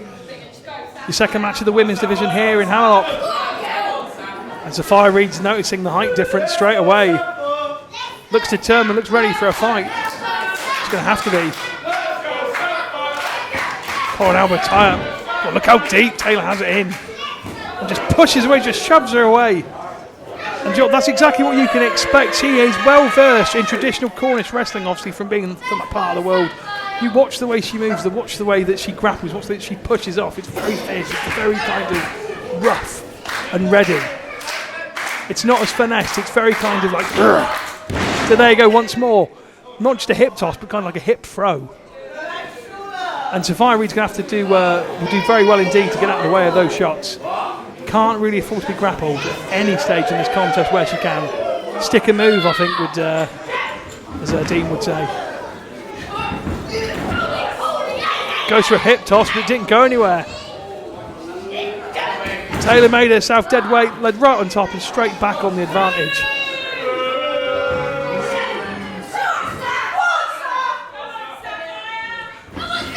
Not a bad idea there from Safire Reed, calling LA Taylor in, using ego to her advantage, and comes through both feet, and down goes LA Taylor. Smart move by Reed, trying to get Taylor angry.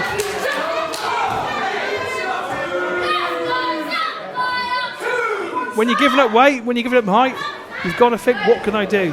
What's the game plan? Is it going to be about agility? Is it going to be about technique? Is it about speed? Are you going to try and outthink your opponent? What's going to be the strategy? I tell you, the strategy for Safire Reed, I really do believe it is stick and move. Back in the ring we go. Tom Scarborough keeping good order of this one.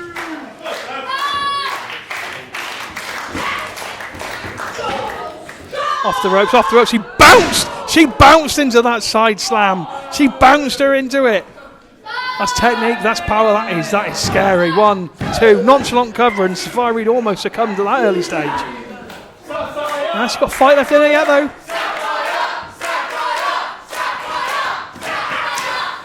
Crowd resolutely behind Safire Reed. And she's going to need the crowd, I have a feeling. The powers from Pole Safe.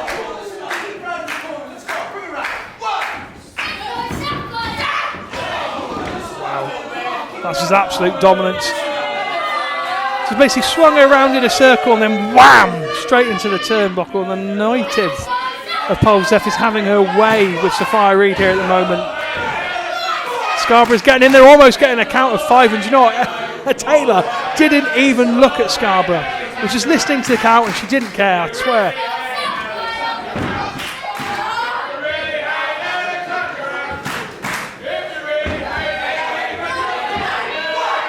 More of that rough and ready style that she's become known for all across the country.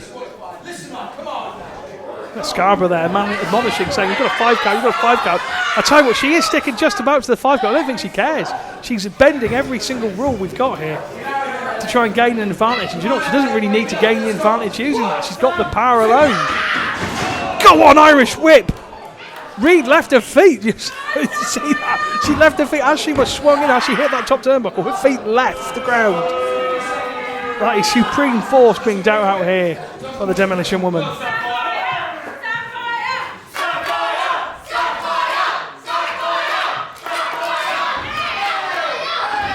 Got to give credit to Reed though. She's fighting back as best she can, but look at that. She got 5 shots into the midsection of Taylor, and it took 1 shot from Taylor. Bam! She's back down on the canvas. Got a neck wrench. Almost like she's displaying her to the crowd here in Sevenoaks, just dragging her around, saying, "Look at this," and then kneeing her right in the side of the temple.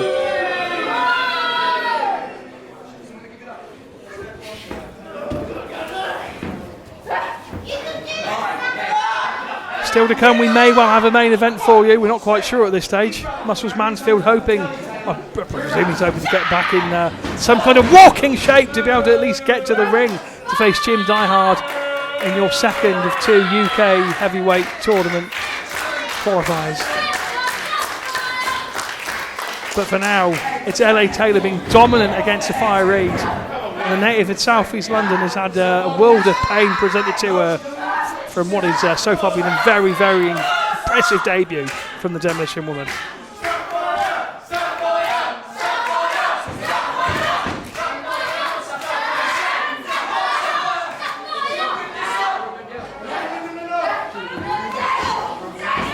You've got to give Safire Reed credit though. She's fighting every single thing she's got. She's hitting those shots. She's trying to get back to her feet, but once more, the second time in as many minutes really, she's tried to mount an offense and bam, 1 shot, she's down to the canvas. She's going to have to stick and move. She's going to have to get like shots in. She's going to have to try and get some kind of distance. Look at this. Look at the strength. Look at the strength of Taylor and just releasing her. And it's that release again. It's that Cornish tradition. It's not about the finesse landing. It's just pick and drop.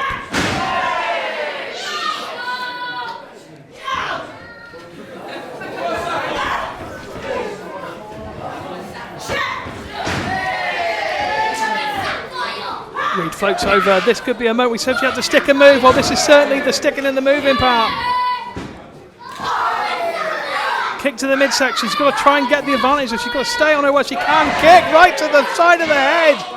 And for the first time in this contest, Taylor is reeling, and that's an enziguri. And Taylor having to almost use the ropes to stop her from going down to the canvas. If Reed is going to strike, she's going to have to strike right now.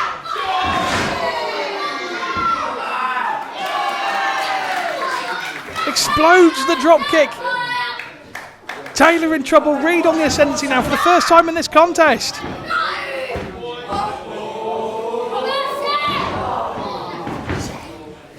Try to go to the top rope, and the problem is when you try to go to the top rope, it's a risk. It's a risk that you take, and the risk hasn't paid off there for Reed. And she's once again in the clutches of LA Taylor, who has been dominating pretty much since the bell went.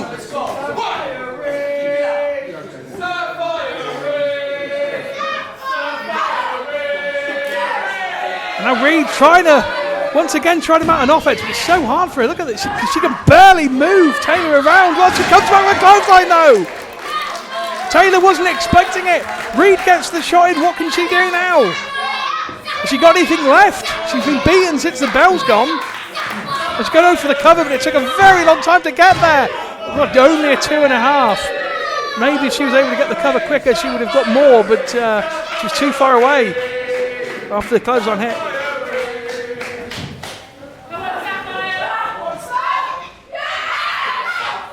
Uh-oh. Went for the kick one too many times and just sweeps the legs as Taylor and does it with no real problem.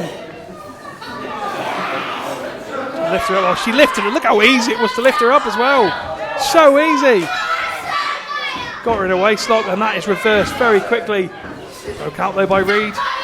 Reed floats over, floats up. Oh, a wheelbarrow suplex! And Reed looks glazy-eyed after that one. Middle of the ring, arm stretched. Taylor could just reach for the cover now. It would probably be done. Wow. That's strength, that's the power we're talking about. Uh-oh. Off the rope she goes. I've seen this before. Sky high, down goes Reed. You can probably count to 20. And that will be academic, folks. Huge win for Taylor. Ladies and gentlemen, your winner, the Demolition Woman,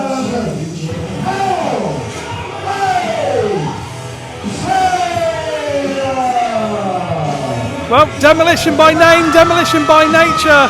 Safire Reed, I tell you what, she gave a good outing, didn't she? She tried, she never gave up, she fought, and she fought, but she just was in the wrong place at the wrong time, and that was devastating by LA Taylor. What a debut for her here in Sevenoaks at Fight or Flight.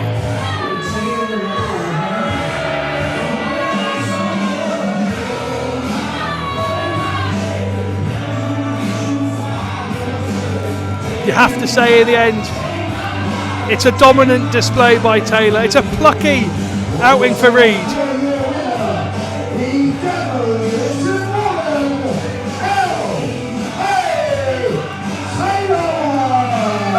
But it is LA Taylor who walks on a bit of a hand raised, and you've got to say deservedly so.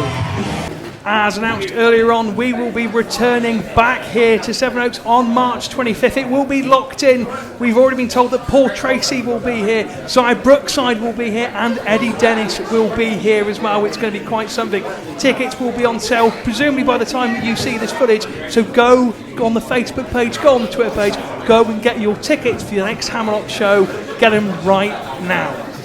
I have now been told at this time we're going to be able to talk to Ian Skinner. You might remember Ian Skinner. He was sat here earlier on pretending that he could do our job as well as the job in the ring. But he did do the job in the ring. He got a huge win, and we can speak to him right now. So Ian, obviously, 2 matches you've won in a row now, both multi-man matches. You've beaten 5 opponents. What's next for you? Okay, make sure they see that I'm like not in shorts and a coat. That's kind of weird. But hey, it's your boy, Mr. Junior Heavyweight Hammerlock's Ian Skinner.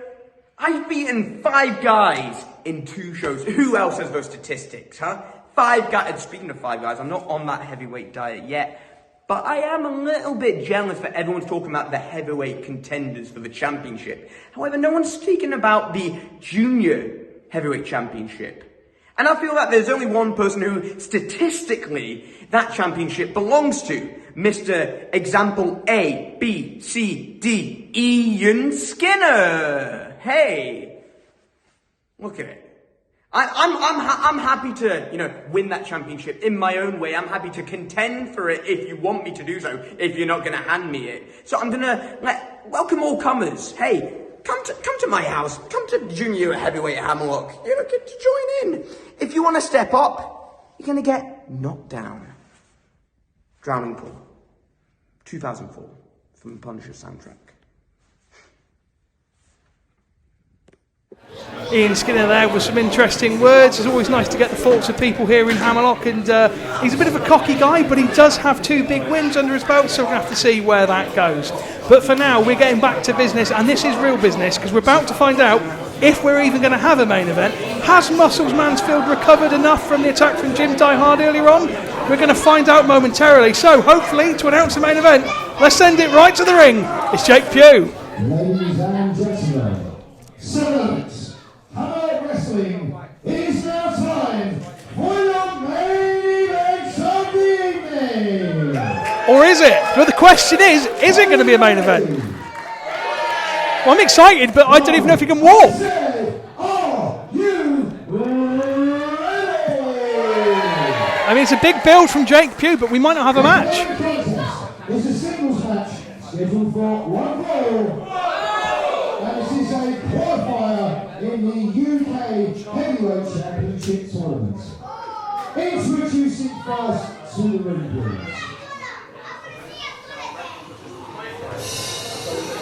Well, I mean, that was beautifully said by Jake. Well, this is Jim Diehard's music, I can tell you that now, so you're not in too much suspense. We know that Jim Diehard is here because we've seen what he's done. The force of destruction that he is. One would wager he'd win by forfeit, right?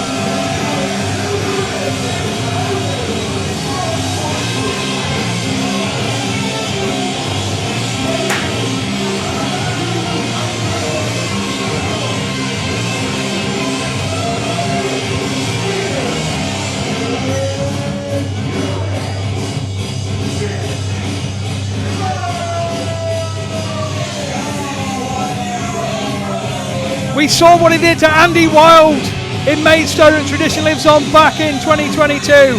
We've already seen what he did to Muscles Mansfield at the very same night in the same venue in Maidstone. We've already seen what he can do with that steel chair he's brought down to the ring, also to do with Muscles Mansfield. We know that Jim Diehard is a legitimate heavyweight. We know he is a big man. We know he is a force of destruction. But the question is he going to get through to the UK Heavyweight Championship Tournament via forfeit, or is Muscles Mansfield somehow going to have picked himself up enough to go here? The fact is that we don't know. Jim Diehard doesn't look like he cares. Swinging that steel chair, I mean, Tom Scarborough's going to have to take that away for a start no matter what happens. He can't have that steel chair on him.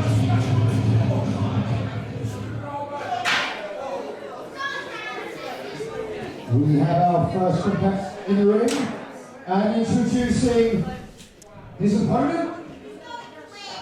Well, you heard the hesitation that time in Jake Pugh's voice, and rightfully so.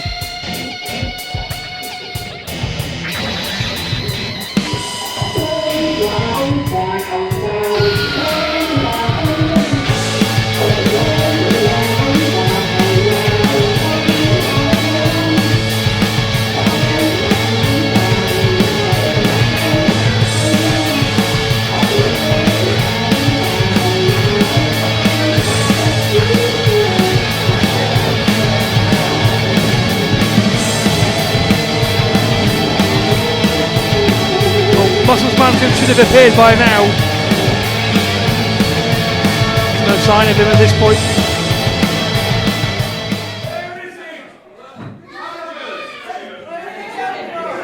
Well, Jim Diehard saying where is he, but well, it will be a forfeit if Muscles Mansfield.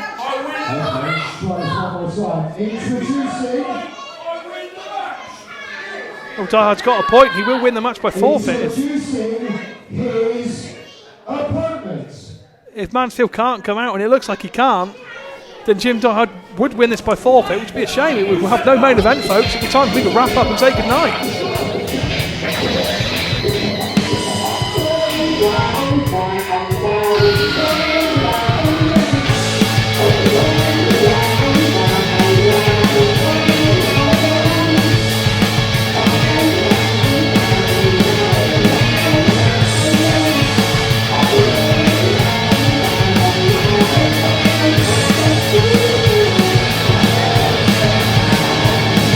And Muscles Mansfield, goodness me. Well, I tell you what, you can't deny the heart of the man, but I'm not sure how wise this is from Muscles Mansfield. He can barely keep to his feet.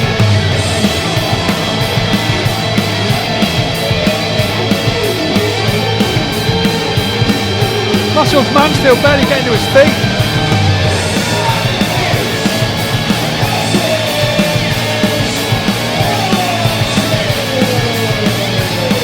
Took an absolute beating with that steel chair towards the beginning of our broadcast, and as you can see, absolutely nowhere in the same universe 100%.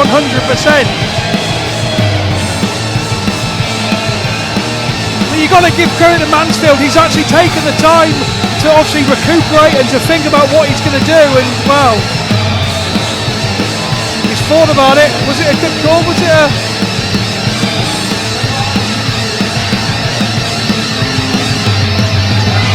I'm not sure if it was a good call or not for Muscles Mansfield to be coming down to the ringside area, but here he is. He's been being smacked around already like a bag of cabbages. Oh, and Jim Diehard, though, the bell hasn't gone, obviously, because they're not in the ring, and Jim Diehard picking up where he left off. This match has not started, this is not official, and Muscles Mansfield's been jumped by Jim Diehard here. Not for the first time, third time. Well, I'm with Jim Diehard. He's saying to Muscles Mansfield, are you sure about this? And do you know what? I'm not sure about this. He can barely stand. Smacks his head right off the ring post, the hardest part of the ring. And Muscles Mansfield, just as he was when he came out, is back on his back, effectively. Diehard just laying into his forearms. And this is, I mean, okay, it would appear on some level this is not going to be a forfeit, but he's got to get him in the ring, otherwise it's not going to be a match. And maybe that's Jim Diehard's game plan here as he drives him onto the side of the apron to where that wood and all that metal trussing is kept. And Scarborough's trying to get Jim Diehard away from him, rightly so. The thing is that this could be a Jim Diehard strategy. If he takes out Muscles Mansfield, he won't have to face him. Give it up, old man. He's saying, give it up, old man. Disrespectful. Mansfield's 30 years in the business. He started back in Hammerlock. He's a Hammerlock original since '93. I mean, you're talking about a man who was a transatlantic challenge competitor back in the early 2000s. That's how much history the man's got on him. Hammerlock legend through and through. If he's too stupid to quit, let's have a match, eh?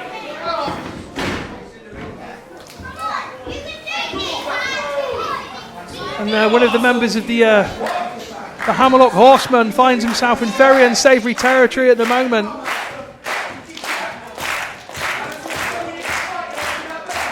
Of course, with Justin Mike and our dear Dean Ayas. Those Hammerlock Horsemen and their brother in arms is in a very, very difficult position here. But I tell you what, Muscles is going for it. Muscles is going for that adrenaline pumping just momentarily, but he's been cut short by that poke to the eye from Jim Diehard. Oh, and he presses him down! And Muscles Mansfield, can you believe this? Is gaining an advantage over Jim Diehard after everything that Jim Diehard has thrown him, including one hell of a clothesline.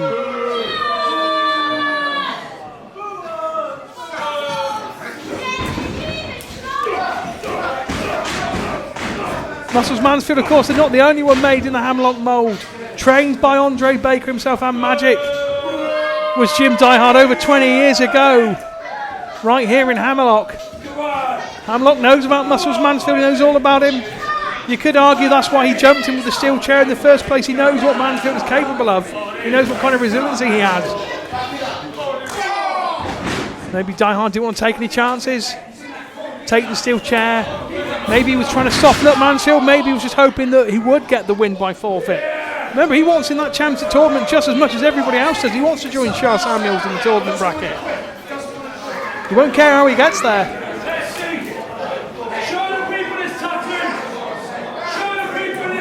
Well, that is highly, highly disrespectful from Diehard to say, show the people your tattoos. Of course, earlier on, we were shown those tattoos that Mansfield actually, and this is legitimate as it gets, folks, he has Hammerlock tattoos on him. It means the world to him. It means so much to him. He has this opportunity of a last great run in Hammerlock. And Jim Diehard disrespecting the name of the business and all that it stands for, which is surprising, bearing in mind his roots. Oh, Mansfield won't give up. Look at those rights, the back of those right hands flailing off the head of Jim Diehard. But once again, he is cut off just as much as he gets going.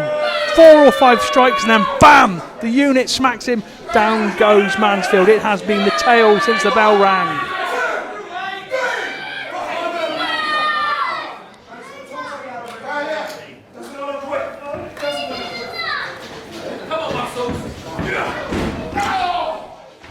Oh, huge splash.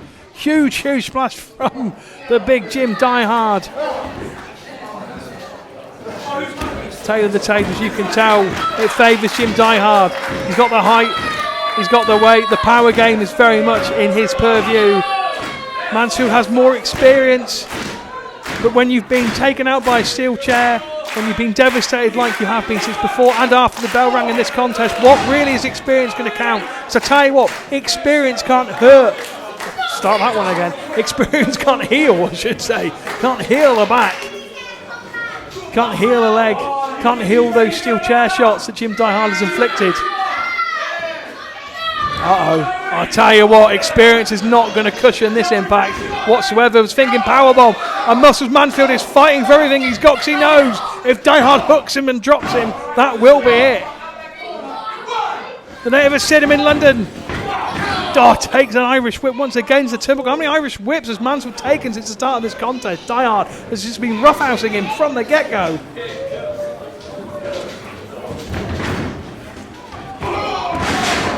The renaissance of Jim Diehard has been something to watch, hasn't it? We know he's been one of the best heavyweights in the country but for quite a number of years, but he's back at the forefront here, and he's got to be licking his lips at the thought of becoming the UK heavyweight champion here in Hammerlock. He'll be one stage closer. He can finish off Muscles Mansfield here, and unfortunately you have to say it's likely, despite Mansfield. Look at it, Mansfield just flailing those shots, but he can't get a foothold. He can't get a foothold in this one. Swings the shots and then BAM! Takes a huge body slam from Diehard. And I tell you what, that is not a winning strategy. Hitting a few shots that don't do much damage and taking a big move like that too. No, still life left in Mansfield. I'm not sure how much. Tiny bit of frustration maybe growing on Jim Diehard there. I think he was probably surprised he's even having this match, bearing in mind what he's done tonight.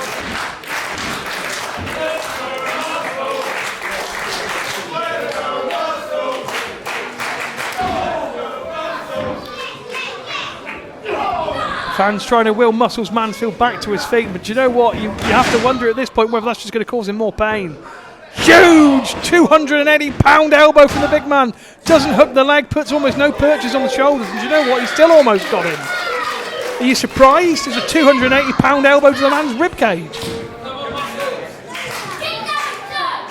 Crowd are trying to G up Muscles Mansfield, but again, I'm not sure how smart that is on behalf of the crowd, I must say, because Jim Diehard is getting in with such domination that Muscles Mansfield is just getting more and more pain. No, Diehard thinks this one's in the bag, and I'm afraid you have to kind of agree at this point. Mansfield has been beaten almost since we got here at Fight or Flight, hasn't he? First time we saw him, he's been attacked by steel chair. He came out devastated by Diehard as we basically came to the ringside area, and he basically stumbled. And since the bell's gone, he's taken shot after shot. Admittedly, Diehard's missed the last one or two there. Look, Mansfield trying to get the crowd behind. I'll tell you what, he doesn't give up. He doesn't give up. He is hammerlock through and through. He won't stop. And now those right hands are connecting. They're connecting with some serious force. Diehard goes back to the eyes, but Mansfield, maybe he's getting a bit of a foothold here. Ducks the clothesline attempt on this occasion and comes with a crossbody and smacks him with the elbow on the way. Mansfield's got a chance here. He's moving around a lot better than he was earlier in the contest. His back is giving him jip. Is he going to say he's going to lift him? He's not going to lift him, is he? Let's go for a body slam. This is a mistake, Muscles. Muscles is a mistake. Your back's already had the damage from the chair too. Almost got him once again. Didn't need the hook the leg. Didn't need the purchase on the shoulders. Just because of the sheer force he hit him with. Oh, he's saying it's over. Oh, he's thinking powerbomb. I tell you, if he hits it, it's going to be over. Mansfield up. Mansfield down right on the back of his neck. He's shaking as well. 1, 2. No, Mansfield! How did he get the shoulder up on that one? Jim Diehard has popped people up and down the UK away with that powerbomb, but somehow Muscles Mansfield may have spasmed himself into life in this one. How is he even moving? Oh, Tom Scarborough just got completely wiped out. Jim Diehard just threw. I don't know if he did it on purpose. Maybe he did, maybe he didn't. But he wiped out Mansfield, and Scarborough was just, well, he's basically like bubble wrap. He just went pop. And now Muscles Mansfield is thinking another powerbomb. Maybe look, Muscles Mansfield, he can't even. He's on his knees. He can't even get to his feet. Lifting dead weight here for Jim Diehard. How's he going to powerbomb him? Uh-oh. What? Jim Diehard takes a look at. Hang on a second. Well, as we said during the Will Kroos Shah Simons match, this is not a no disqualification match. Disqualifications countouts are in effect. Hey, wait a minute! The steel chair now! And the East End Butcher had Shah Samuels with the steel chair! Cracks it off the head of Jim Diehard! He cracked him right in the head! And the East End Butcher smacked Jim Diehard right in the head, and Muscles Mansfield's been thrown over for the cover! No way! He's trying to round Scarborough! 2! Ah, Muscles Mansfield has done it! Muscles Mansfield has done it! I don't know how he's done it, but he has done it! And the Butcher has got it over the line. What happened? I have no idea. Well, you've been a busy boy. I've been sat the whole time. Unbelievable scenes here. Jim Dye was going to use that chair and shove. Thank God for you jumping in, son. Oh my God. Well, I thought Jim Dye was taking liberties, and we don't like that, do we? No, we don't. He was taking liberties and no more, because the East End Butcher, he stepped in. And because of that, Muscles Mansfield somehow, some way is going to get his arm raised.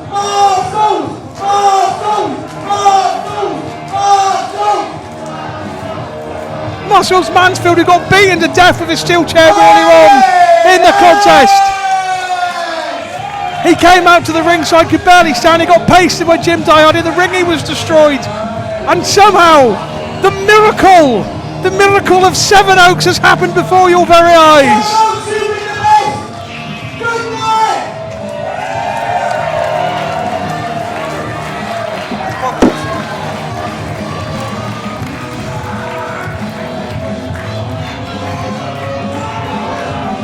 What a turn of events here at Fight or Flight. Thank you so much for joining us. What a miracle that was for Muscles Mansfield. For your winner, advancing into the Heavyweight Championship Tournament, Muscles Mansfield. Thank you so much for joining us to witness the miracle of Muscles Mansfield here at Fight or Flight. We'll be back with you on the 25th of March. Locked in. It's going to be from Sevenoaks. Wow. We've got a tournament to look forward to. Muscles Mansfield, by hook, by crook, and by the wish of a falling star, Muscles Mansfield will be in the UK Heavyweight Championship Tournament.